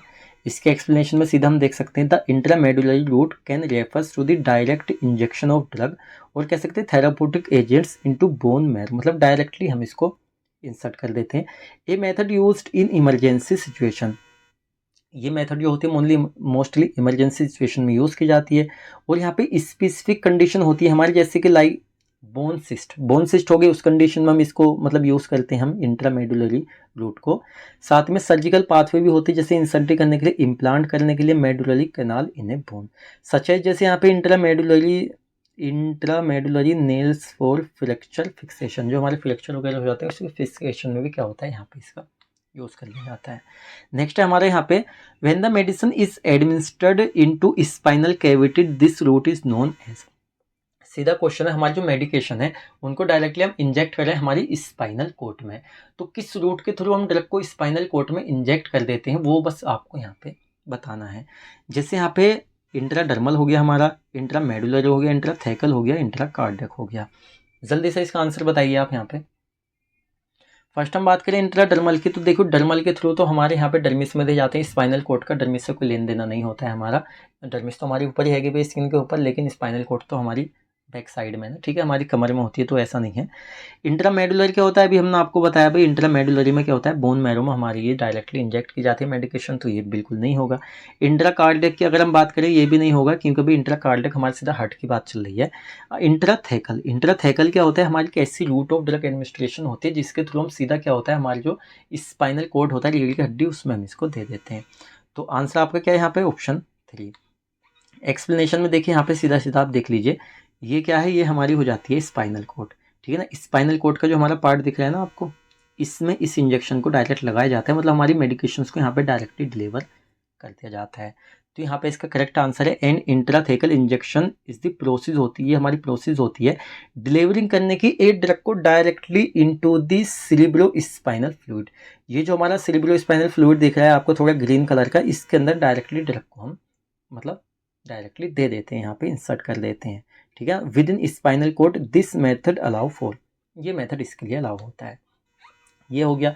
अच्छा नेक्स्ट हमारा क्वेश्चन है test dose of penicillin is administered by which of the following route. क्या होता है जैसे एक पेशेंट जिसको हमें पेनिसिलिन देनी है, भाई पेनिसिलिन देनी है, हमें नहीं पता उस पर ये क्या सेंसिटिविटी कोज करेगी, हाइपर सेंसिटिविटी, जिसको एलर्जिक रिएक्शन कोज कर सकती है। तो क्या करते हैं हम पेनिसिलिन की पहले टेस्टिंग कर लेते हैं, थोड़ा सा हम लगा के देख लेते हैं कोई साइड इफेक्ट तो कोज नहीं कर रहा है। तो इसमें कौन सी ऐसी रूट है जिसके थ्रू इस टेस्टिंग को हम करते हैं। जैसे आई हम इंट्रामस्कुलर देख चेक कर लेते हैं, आई वी इंट्रावीनस देकर चेक कर लेते हैं, आई डी इंट्राडर्मल या सबकुटेनस। जल्दी से बताइए आंसर इसका क्या हो सकता है। यहाँ पे फर्स्ट हम बात करें यहाँ पे आई एम की इंट्रामस्कुलर तो हम यूज़ नहीं करेंगे भाई, मसल्स में सीधा अंदर डीपली गया अगर उसको एलर्जिक रिएक्शन कॉज करेगा तो भी दिक्कत हो जाएगी वहाँ पे। इंट्रावीनस भाई सीधा ब्लड में तो हम नहीं दे सकते, ठीक है ना। सबकुटेनस भी हम नहीं दे सकते, वो भी बॉडी के अंदर जा रहा है। लेकिन हमारे जो यहाँ पे इंट्राडर्मल होता है, ये अभी हम ना भी क्वेश्चन में आपको बताया था, हमारे जो इंट्राडर्मल होता है डर्मिस में क्या करते हैं हम थोड़ी सी ड्रग को इंजेक्ट कर देते हैं जी, और वहाँ पे निशान लगा देते हैं पेन से, जिससे कि कुछ टाइम अगर वहाँ पे रेडनेस इचनेस हो रही है तो मतलब पॉजिटिव है, फिर उस पेशेंट को पेनिसिलिन नहीं दी जाएगी, निगेटिव तो वहाँ पे वो नॉर्मल रहता है। तो ऑप्शन हमारे से यहाँ पे करेक्ट आंसर रहेगा। इसके एक्सप्लेनेशन में थोड़ा सा आपको क्लियर दिखा देते हैं। देखिए आपको दिख रहा है एक चीज़ और, हमारे जो जैसे रेबीज के इंजेक्शन होते हैं आपने देखा होगा, उसके लिए जो हमारी क्या होती है सिरिंज होती है ना, बहुत छोटी होती है, निडल भी हमारी बहुत छोटे साइज़ की होती है। क्योंकि अगर आप क्या लेंगे थोड़े से बड़े साइज़ की निडल लेंगे, वो आपको क्या कर देगी, आप उसको सीधा इंट्राडर्मल दे रहे हैं तो डर्मिस को क्या कर देगी, वो मतलब चीरते हुए निकल जाएगी, तो मांस में जाएगी ऊपर को जाएगी, लेकिन डर्मिस में लगना भारी हो जाता है। तो ये आपको दिख रहा है, ये जो आपको दिख रहा है छोटा सा, जब वैक्सीन आपको कभी कोई लगी होगी इस तरह से, आपको कोरोना की वैक्सीन लगी होगी जब भी आपने देखा होगा, इस तरह से हम इंसर्ट कर देते हैं और यहाँ पे बिल्कुल इसी तरह से गोल घेरा बना देते हैं। कुछ टाइम बाद रेडनेस इचनेस हो रही है मतलब पॉजिटिव है, नहीं है तो कोई मसला नहीं, वहाँ पेनिसिलिन उसको दे दी जाती है। ये हो गया। नेक्स्ट है यहाँ पे in order to administer a drug safely the nurse should know the read which of the following fact in the drug order. Question को सीधा समझिए आप, सीधा क्वेश्चन है in order to administer a drug safely, एक drug को क्या है सेफली एडमिनिस्टर कर लिया गया है, तो अब नर्स यहाँ पे क्या क्या चेक करेंगे जब इसको एडमिनिस्टर किया गया पेशेंट के थ्रू। तो सबसे पहले देखिए यहाँ पे date and signature of the physician, मतलब जो पेशेंट है जिसका यहाँ पे ट्रीटमेंट चल रहा है तो वहाँ पे डेट देखेंगे किस डेट में ड्रग लेनी थी और उसमें फिजिशियन के सिग्नेचर है या नहीं, उसने कहा था या नहीं। मतलब सिग्नेचर का मतलब क्या होता है, प्रिस्क्रिप्शन में ऑर्डर होता है पेशेंट के लिए कि भाई दवाई किस टाइम लेनी है, तो वो नर्स यहाँ पे चेक करेंगी। Dose and route of administration, कितनी डोज में लेनी थी, किस रूट से लेनी थी, वो यहाँ पे चेक करेंगी। Patient name and drug name, patient का नाम जिसको ये दवाई यहाँ पे प्रिस्क्राइब की गई है और साथ में ड्रग का नाम जो उसको लेनी है। देखिए यहाँ पे ऑल होता है वो आंसर आएगा। पेशेंट यहाँ पे जो नर्सेज होती है सभी चीज़ चेक करती हैं। अब ऐसा तो है नहीं कि अगर यहाँ पे फिजिशियन के सिग्नेचर नहीं, इसका ऑर्डर नहीं है, पेशेंट ने खुद ही खा ली तो मसला हो सकता है, साइड इफेक्ट हो जाएंगे। डोज मतलब कि आपको आईवी इंजेक्शन लेना था, आपने माउथ से उसको पी लिया, भाई इंजेक्शन को फोड़ के आप माउथ से ले लिया आपने ओरली, तो मसला हो जाएगा भाई वहाँ पे। नेक्स्ट यहाँ पे patient and drug name, drug का नेम क्या पेशेंट का नेम क्या, ऐसा नहीं है दो पेशेंट सेम नेम के हैं और एक को दे दिए, ऐसा भी नहीं होना चाहिए। सब चीज़ यहाँ पे चेक की जाएगी, डी आपका करेक्ट आंसर। अब इस तरह के क्वेश्चन में कोई भी एक्सप्लेनेशन की जरूरत तो है नहीं, सीधा सीधा क्वेश्चन है यहाँ पे।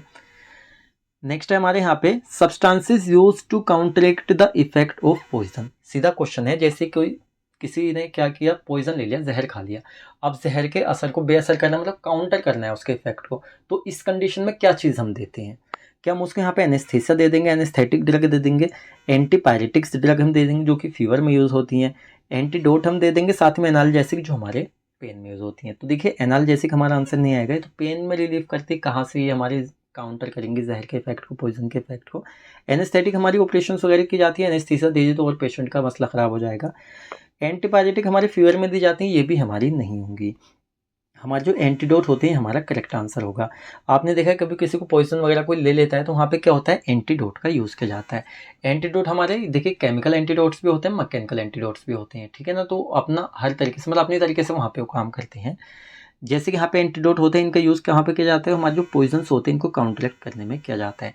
अभी जो ESIC एम्स ESIC का पेपर हुआ है, इसमें आई थिंक 3 से 4 क्वेश्चन आपके आए थे, जिसमें क्या था, फर्स्ट था यहाँ पे, इसका एक्सप्लेनेशन में आपको बता देते हैं, थोड़ा सा इसको जूम कर लेते हैं।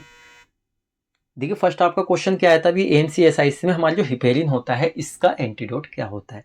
जैसे कि यहाँ पे हिपेरिन होगा हमारा, ये आ गया, हिपेरिन का एंटीडोट होता है प्रोटेमाइन सल्फेट। ये क्वेश्चन अभी आपका इसी साल का, इसी मंथ अगस्त का आपका आया हुआ है, तो आप देख सकते हैं कितना इंपॉर्टेंट क्वेश्चन है।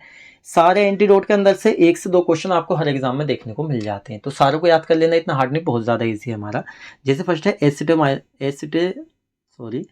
एसिटामाइनोफिन। एसिटामाइनोफिन का एक अनदर नाम क्या होता है, आप कमेंट करके बताएंगे बिल्कुल अभी। और इतना मैं आपको बता दें, नाम इसका पी से शुरू होता है, ठीक है ना, इतना आपको हिंट दे दिया, कमेंट करके जल्दी से बताइए।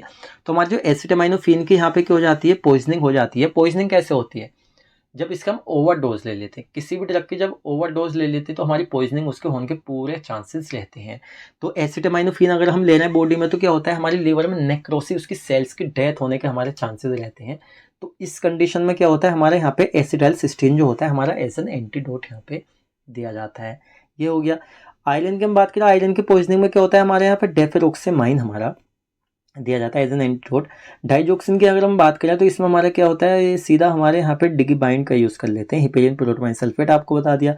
वॉरफेरिन क्या होती है, एंटी कोगुलेंट ड्रग होती है, तो इसमें विटामिन के क्या होता है, एंटीडोट होता है इसका।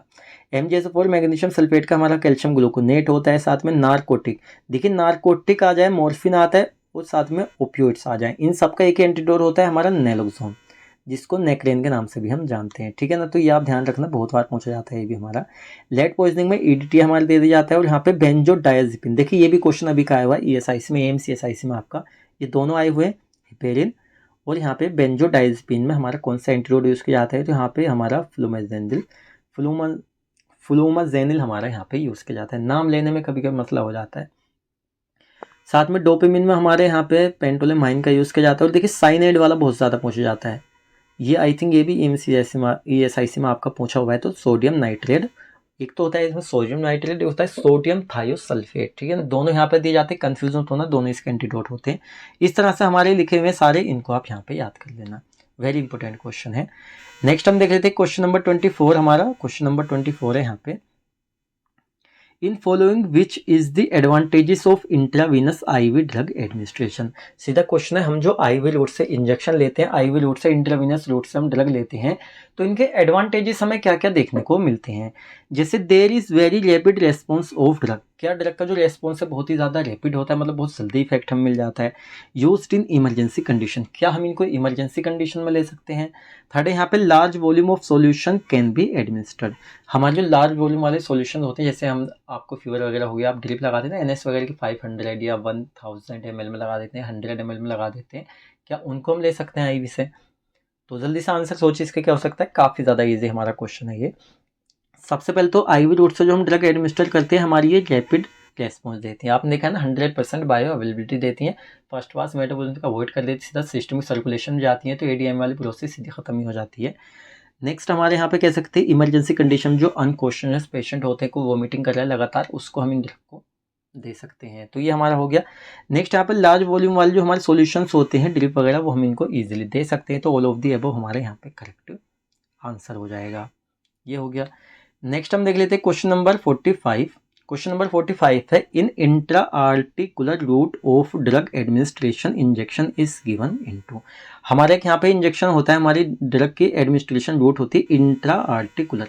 क्वेश्चन में सीधा इतना पूछा है, हमारी जो इंट्रा आर्टिकुलर रूट होती है ड्रग के एडमिनिस्ट्रेशन की, इसमें ड्रग को कहाँ पे दिया जाता है। जैसे डायरेक्टली विन में दिया जाता है, आर्टरीज में दिया जाता है, जॉइंट्स में दिया जाता है, या एट्रियम में दिया जाता है। तो बताइए इसका आंसर क्या हो सकता है। सीधा पूछा है, intra articular routes of drug administration injection is given in to. First हम देखें यहाँ पे वीन, इंट्रावीनस हो जाएंगे हमारा, IV हो जाएंगे, वीन में तो ये तो यहाँ पे नहीं होगा, आर्टरीज नहीं, ये भी यहाँ पे नहीं होगा आपका। जॉइंट्स, हाँ ये आंसर आपका हो जाएगा। हमारे जो जॉइंट्स होते हैं, जॉइंट्स के बीच में हमारे गैप होता है, वहाँ पे हम क्या करते हैं, हमारे जो इंट्रा आर्टिकुलर इंजेक्शन होते हैं डायरेक्टली इनको इंजेक्ट कर देते हैं। जॉइंट्स हमारा करेक्ट आंसर है। देखिए यहाँ पे आगे हम दिखा देते हैं आपको, ये देखिए आप, ये हमारा पूरा जॉइंट्स है, ये हमारा ऊपर वाला पार्ट है, नीचे वाला पार्ट है, इसके बीच में ये जो दिख रहा है ना आपको, ये हमारा इंजेक्शन आपको दिख रहा है, थोड़ा सा जूम कर लेते हैं, ये हमारे जॉइंट्स है, सॉरी ये हमारे जॉइंट्स है, इसके बीच में जो हमारा गैप है, यहाँ पे ये आपको इंजेक्शन दिख रहा है, ये हमारा इंट्रा आर्टिकुलर रूट होती है। तो यहाँ पे देखिए, ये जो हमारी कंडीशन है, ये हमारी बिफोर ट्रीटमेंट, इस तरह की कंडीशन है। यहाँ पे हम इंट्रा आर्टिकुलर इंजेक्शन दे रहे हैं, यहाँ पे हम इन्फ्लेमेशन वगैरह सारी चीज़ें हो रही हैं। अब देखिए ट्रीट होने के बाद हमारी कुछ इस तरह से हो जाती है आफ्टर ट्रीटमेंट हेल्दी कार्टिलेज। तो इस कंडीशन में हम देते हैं और ये कंडीशन हमारी बाद में ट्रीटमेंट होने के बाद में हो जाती है। चलिए थोड़ा सा इसमें हम देख लेते हैं, इसको थोड़ा सा अच्छे से और समझ लेते हैं। The intra articular route is the method of administering medication. Intra articular जो होती है एक रूट होती है ड्रग को एडमिनिस्टर करने की डायरेक्टली कहाँ पे, जॉइंट्स स्पेस, ये जो हमारा जॉइंट का स्पेस दिख रहा है इसके बीच में हमारी ये देने की एक मेथड होती है हमारी। सच एज ए नी, घुटना है हमारा, घुटने के बीच में हम दे सकते हैं इसको, शोल्डर में दे सकते हैं, रिस्ट में दे सकते हैं, यूजिंग हाइपोडर्मिक नीडल। हमारी जो हाइपोडर्मिक नीडल होती है इनका इस सिचुएशन में हम यूज़ करते हैं। This technique delivers high concentration of drug, और इस टेक्निक के थ्रू हम क्या करते हैं, जो हमारी हाई कंसंट्रेशन वाली ड्रग होती है उनको सीधा हम डिलीवर कर देते हैं। ठीक है, कहाँ पे, अफेक्टेड एरिया जैसे यहाँ पे इन्फ्लेमेशन वगैरह हो रही है उसको ट्रीट करने में हम दे सकते हैं। लाइक जैसे ओस्टियो आर्थराइटिस हो गया, आर्थराइटिस हो गया, इस कंडीशन में हम यहाँ पे हम इसको दे सकते हैं। एक्सिस फ्लूइड होता है हमारे, जैसा आप देख सकते हैं फ्लूइड भरा हुआ है, इसको रिमूव करने के लिए हम दे देते हैं। नॉर्मल कंडीशन में इस तरह से होता है। तो ये हमारा हो जाता है यहाँ पे। नेक्स्ट हम देख लेते हैं क्वेश्चन नंबर 46। क्वेश्चन नंबर 46 है यहाँ पे, in following which is the disadvantages of IV route. देखिए चाहे हमारी ओरल हो, आईवी हो, आईएम हो, आईडी हो, सभी के एडवांटेजेस के साथ में डिसएडवांटेजेस भी देखने को मिलेंगे। तो हम जो इंट्रावीनस इंजेक्शन लेते हैं आईवी रूट से, इसके डिसएडवांटेजेस क्या क्या होते हैं। First, if excess dose once injected the drug can not be taken back. एक बार अगर हमने ड्रग को आईवी रूट से दे दिया तो उसको फिर वापस नहीं लिया जा सकता। क्या ये सही बात है हमारी। Only trend person can use this method, क्या ओनली ट्रेंड पर्सन ही इस मेथड के थ्रू मतलब आईवी रूट से इंजेक्शन दे सकते हैं, क्या ये सही बात है। Possibility of introduction of infection, या हम आईवी रूट से जब इंजेक्शन दे रहे हैं तो इन्फेक्शन के इंट्रोड्यूस होने के चांसेस रहते हैं, मतलब कि ब्लड में जब निडल हम दे रहे हैं तो वहाँ पे इन्फेक्शन भी हो सकता है। तो इनमें से कौन सा डिसएडवांटेजेस है, तो देखिए all of the above, D आपका करेक्ट आंसर रहेगा। फर्स्ट यहाँ पे if excess dose once inject, भाई आपने क्या हुआ यहाँ पे 4 से 8 ml आपने एक इंजेक्शन लगा दिया। अब ऐसा नहीं है आप वहाँ पे ब्लड में गए सीधा सिस्टमिक सर्कुलेशन, तो क्या आप उसको बैक कर सकते हैं, बिल्कुल भी नहीं कर सकते। आप जब उसको बैक करेंगे तो ब्लड आएगा साथ में, क्योंकि दवाई तो ब्लड, हमारा हार्ट क्या होता है भाई, ब्लड को पंप कर रहा है, क्या पता वो ड्रग कहाँ से कहाँ डिस्ट्रीब्यूट हुई हमारी, तो यहाँ पे नहीं होगी बैक। साथ में only trend person can use this method, सिर्फ ट्रेंड पर्सन होते देखिए वही लगा, ऐसा तो है नहीं ना आप फार्मासिस्ट है, फार्मासिस्ट को अलाउ नहीं है इंजेक्शन लगाना, कोई भी एरा वगैरह लगा दे, यहाँ पे क्या हो सकता है अभी दिक्कत आ सकती है वहाँ पे, तो ऐसा नहीं होता है हमारा। Possibility of introduction of infection, जैसे हमारे जो क्या है जो फॉर्मुलेशन है, अगर वो स्टेराइल नहीं है, हमारी पायरोजन फ्री नहीं है, या जो नीडल वगैरह है उस पर हमारे बैक्टीरिया वगैरह लग गए, माइक्रो ऑर्गेनिज्म लग गए और हमने किसी की बॉडी में उसको इंजेक्ट कर दिया, तो क्या हो सकता है यहाँ पे माइक्रो ऑर्गेनिज्म एंटर कर सकते हैं, इन्फेक्शन फैल सकता है। जैसे एड्स वाले, HIV वाले लोग होते हैं, उनको इन्फेक्टेड उनकी नीडल किसी दूसरे को लगा दी तो वहाँ पे भी इन्फेक्शन हो सकता है। तो डी हमारा यहाँ पे करेक्ट आंसर रहेगा। क्वेश्चन नंबर 47 की अगर हम बात करें, क्वेश्चन नंबर 47 है, is in an unconscious patient which of the following prefer route of drug administration. सीधा क्वेश्चन है, एक पेशेंट जो कि क्या है, बेहोश है, क्या अनकॉन्शियसनेस मतलब बेहोशी कंडीशन में है, तो कौन सी ऐसी रूट ऑफ एडमिनिस्ट्रेशन होती है जिससे ड्रग को हम उसकी बॉडी में डिलीवर कर सकते हैं। इंट्रामस्कुलर से दे सकते हैं, इंट्रावीनस से दे सकते हैं, ओरल या इनहेलेशनल। तो जल्दी से आंसर बताइए। देखिए फर्स्ट यहाँ पे इंट्रामस्कुलर हम दे सकते हैं, लेकिन इससे कोई फायदा नहीं होगा उस कंडीशन में, तो ये नहीं देंगे हम। ओरली हम भाई नहीं देंगे, अगर वो बेहोशी कंडीशन में है तो ओरल भी कैसे जाएगी, तो जाएगी नहीं, तो ये भी हम नहीं दे सकते। इनहेलेशनल, वो जब बेहोश है तो इनहेलेशन पे कैसे लेगा, नहीं ले सकता ना। तो हमारी एक ही रूट यहाँ पे बचती है, इंट्रावीनस आईवी। तो आईवी हम क्या करते हैं यहाँ पे, इस कंडीशन में जो यहाँ पे अनकॉन्शियस पेशेंट होता है, वॉमिटिंग वगैरह ज़्यादा हो रही है, उस कंडीशन में यहाँ पे क्या करते हैं, आईवी रूट से उसको हम ड्रग दे देते हैं। तो ऑप्शन बी हमारा यहाँ पे करेक्ट आंसर रहेगा। क्वेश्चन नंबर 48 है हमारा, selection of the site of injection depend upon, मतलब कि जैसे हमें एक इंजेक्शन लगाना है पेशेंट की बॉडी में, तो किस साइट पे लगाना है, इसके सिलेक्शन करना किस चीज़ पे डिपेंड होता है। जिससे कि यहाँ पे route ordered by the physician ने जो रूट ऑर्डर किए कि हाँ भाई यहाँ पे लगाना है, इसको IM देना, IV देना है, इस तरह से हमारा। देख the quality of medication to be given, जो हमारी मेडिकेशंस की क्वालिटी है वो जो हम दे रहे हैं तो किस रूट से दें, ये भी हमारा डिपेंड होता है क्या। The characteristics of medication to be given, ये हमारी जो कैरेक्टरिस्टिक्स है मेडिकेशंस की वो भी यहाँ पे करती हैं। तो देखिए सीधा हम कह सकते हैं हमारा जो साइट सिलेक्शन होता है यहाँ पे इंजेक्शन को, ड्रग को इंजेक्ट करने को डिपेंड करता है first route of order by the physician. अगर फिजिशियन ने कहा है कि भाई वहाँ पे उसको IME में इंजेक्शन देना है तो फिर IME दिया जाता है, क्योंकि फिजिशियन ने चेक किया पेशेंट को, उसकी हिस्ट्री पूछे, सारी चीज़ें, तो ये बिल्कुल डिपेंड करता है जो फिजिशियन कहता है उसी रूट से हमें देना है। The quality of medication to be given, किस तरह के हमारे IV देंगे तो इतना इफेक्ट देगी, IM देंगे तो इतना इफेक्ट देगी, सब चीज़ देखनी होती है। साथ में कैरेक्टरिस्टिक्स ऑफ मेडिकेशन गिवन, क्या कैरेक्टरिस्टिक्स है मेडिकेशन की, सब चीज़ें देखनी होती है। तो हमारी जो D ऑप्शन है हमारा ये करेक्ट आंसर यहाँ पे रहेगा, ये हो जाता है।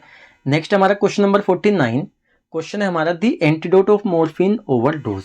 अगर जैसे कोई पेशेंट मॉर्फिन ले रहा है तो उसने ओवरडोज ले ली, अब उसको भी पॉइजनिंग होगी, तो एंटीडोट के रूप में उसको क्या दिया जाता है, ये आंसर आपको यहाँ पे बताना है। सोडियम नाइट्रेट, N-एसिटाइलसिस्टीन हो गया, नालक्सेन हो गया, साथ में प्रोटेमाइन सल्फेट हो गया। जल्दी से बताइए, पीछे भी एंटीडोट जब हमने आपको बताया था इसका आंसर हमने ऑलरेडी आपको बताया था। देखिए सोडियम नाइट्रेट यहाँ पे नहीं होगा, क्योंकि सोडियम नाइट्रेट किस में यूज़ होता है, हमारी साइनाइड की पॉइजनिंग में यूज़ होता है, तो ये नहीं होगा। N-एसिटाइलसिस्टीन एसिटामाइनोफिन में यूज़ होता है। एसिटामाइनोफिन का कमेंट सेक्शन में आपने नाम पूछा था, उसका नाम होता है पैरासीटामोल। पैरासीटामोल नॉर्मल जो हम खाते हैं, लेकिन अगर इसकी ओवरडोज ले लेते हैं उस कंडीशन में N-एसिटाइलसिस्टीन हमारा इसमें एंटीडोट की तरह यूज़ किया जाता है। प्रोटामाइन सल्फेट हमारा हिपेरिन पॉइजनिंग में एंटीडोट के रूप में यूज़ किया जाता है। तो हमारा जो नैलोक्सोन होता है ये ओपियोइड ड्रग की पॉइजनिंग में यूज़ किया जाता है, साथ में हमारा मॉर्फिन की पॉइजनिंग में भी यूज़ किया जाता है। तो C ऑप्शन नैलोक्सोन हमारा करेक्ट आंसर रहेगा। हम देख लेते हैं क्वेश्चन नंबर 50 जो कि हमारा इस क्लास का हमारा लास्ट MCQ रहेगा। यहाँ पे nitroglycerin is administered by which route. हमारी जो नाइट्रोग्लिसरीन होती है इसको बॉडी में किस रूट से हम एडमिनिस्टर करते हैं। जैसे कि फर्स्ट यहाँ पे सबलिंगुअल रूट से लेते हैं, पेरेंटल रूट से लेते हैं, इनहेलेशनल रूट से लेते हैं, साथ ही में रेक्टल रूट से लेते हैं। आप देखिए इसका आंसर आपको कमेंट में बताना होगा, क्योंकि एक क्वेश्चन आपको हम दिया करेंगे हर एक आपकी क्लास में, बहुत इजी क्वेश्चन है। इसका कमेंट में आप आंसर बताएंगे और हमारी जो कल क्लास रहेगी उसमें इसका आंसर हम आपको बता देंगे, अगर आप सही से नहीं बताते हैं तो इस सिर्फ इतना ही रहेगा। बाकी आपको लेक्चर अच्छा लगा है तो वीडियो को लाइक करें, अपने फ्रेंड्स के साथ भी शेयर करें जो गवर्नमेंट एग्जाम की प्रिपरेशन कर रहे हैं, या आपके जो एग्जिट एग्ज़ाम आने वाला है उसकी प्रिपरेशन कर रहे हैं, या जो आपके एग्ज़ाम्स वगैरह चल रहे हैं भी, MCQs वगैरह आपके आते हैं, तो उनको भी शेयर करें, उनको भी इससे हेल्प मिलेगी। तो आपको लेक्चर अच्छा लगा है तो वीडियो को लाइक करें, चैनल पर आपने है चैनल को सब्सक्राइब करें। हम मिलते हैं जल्दी आपसे नेक्स्ट वीडियो लेक्चर में।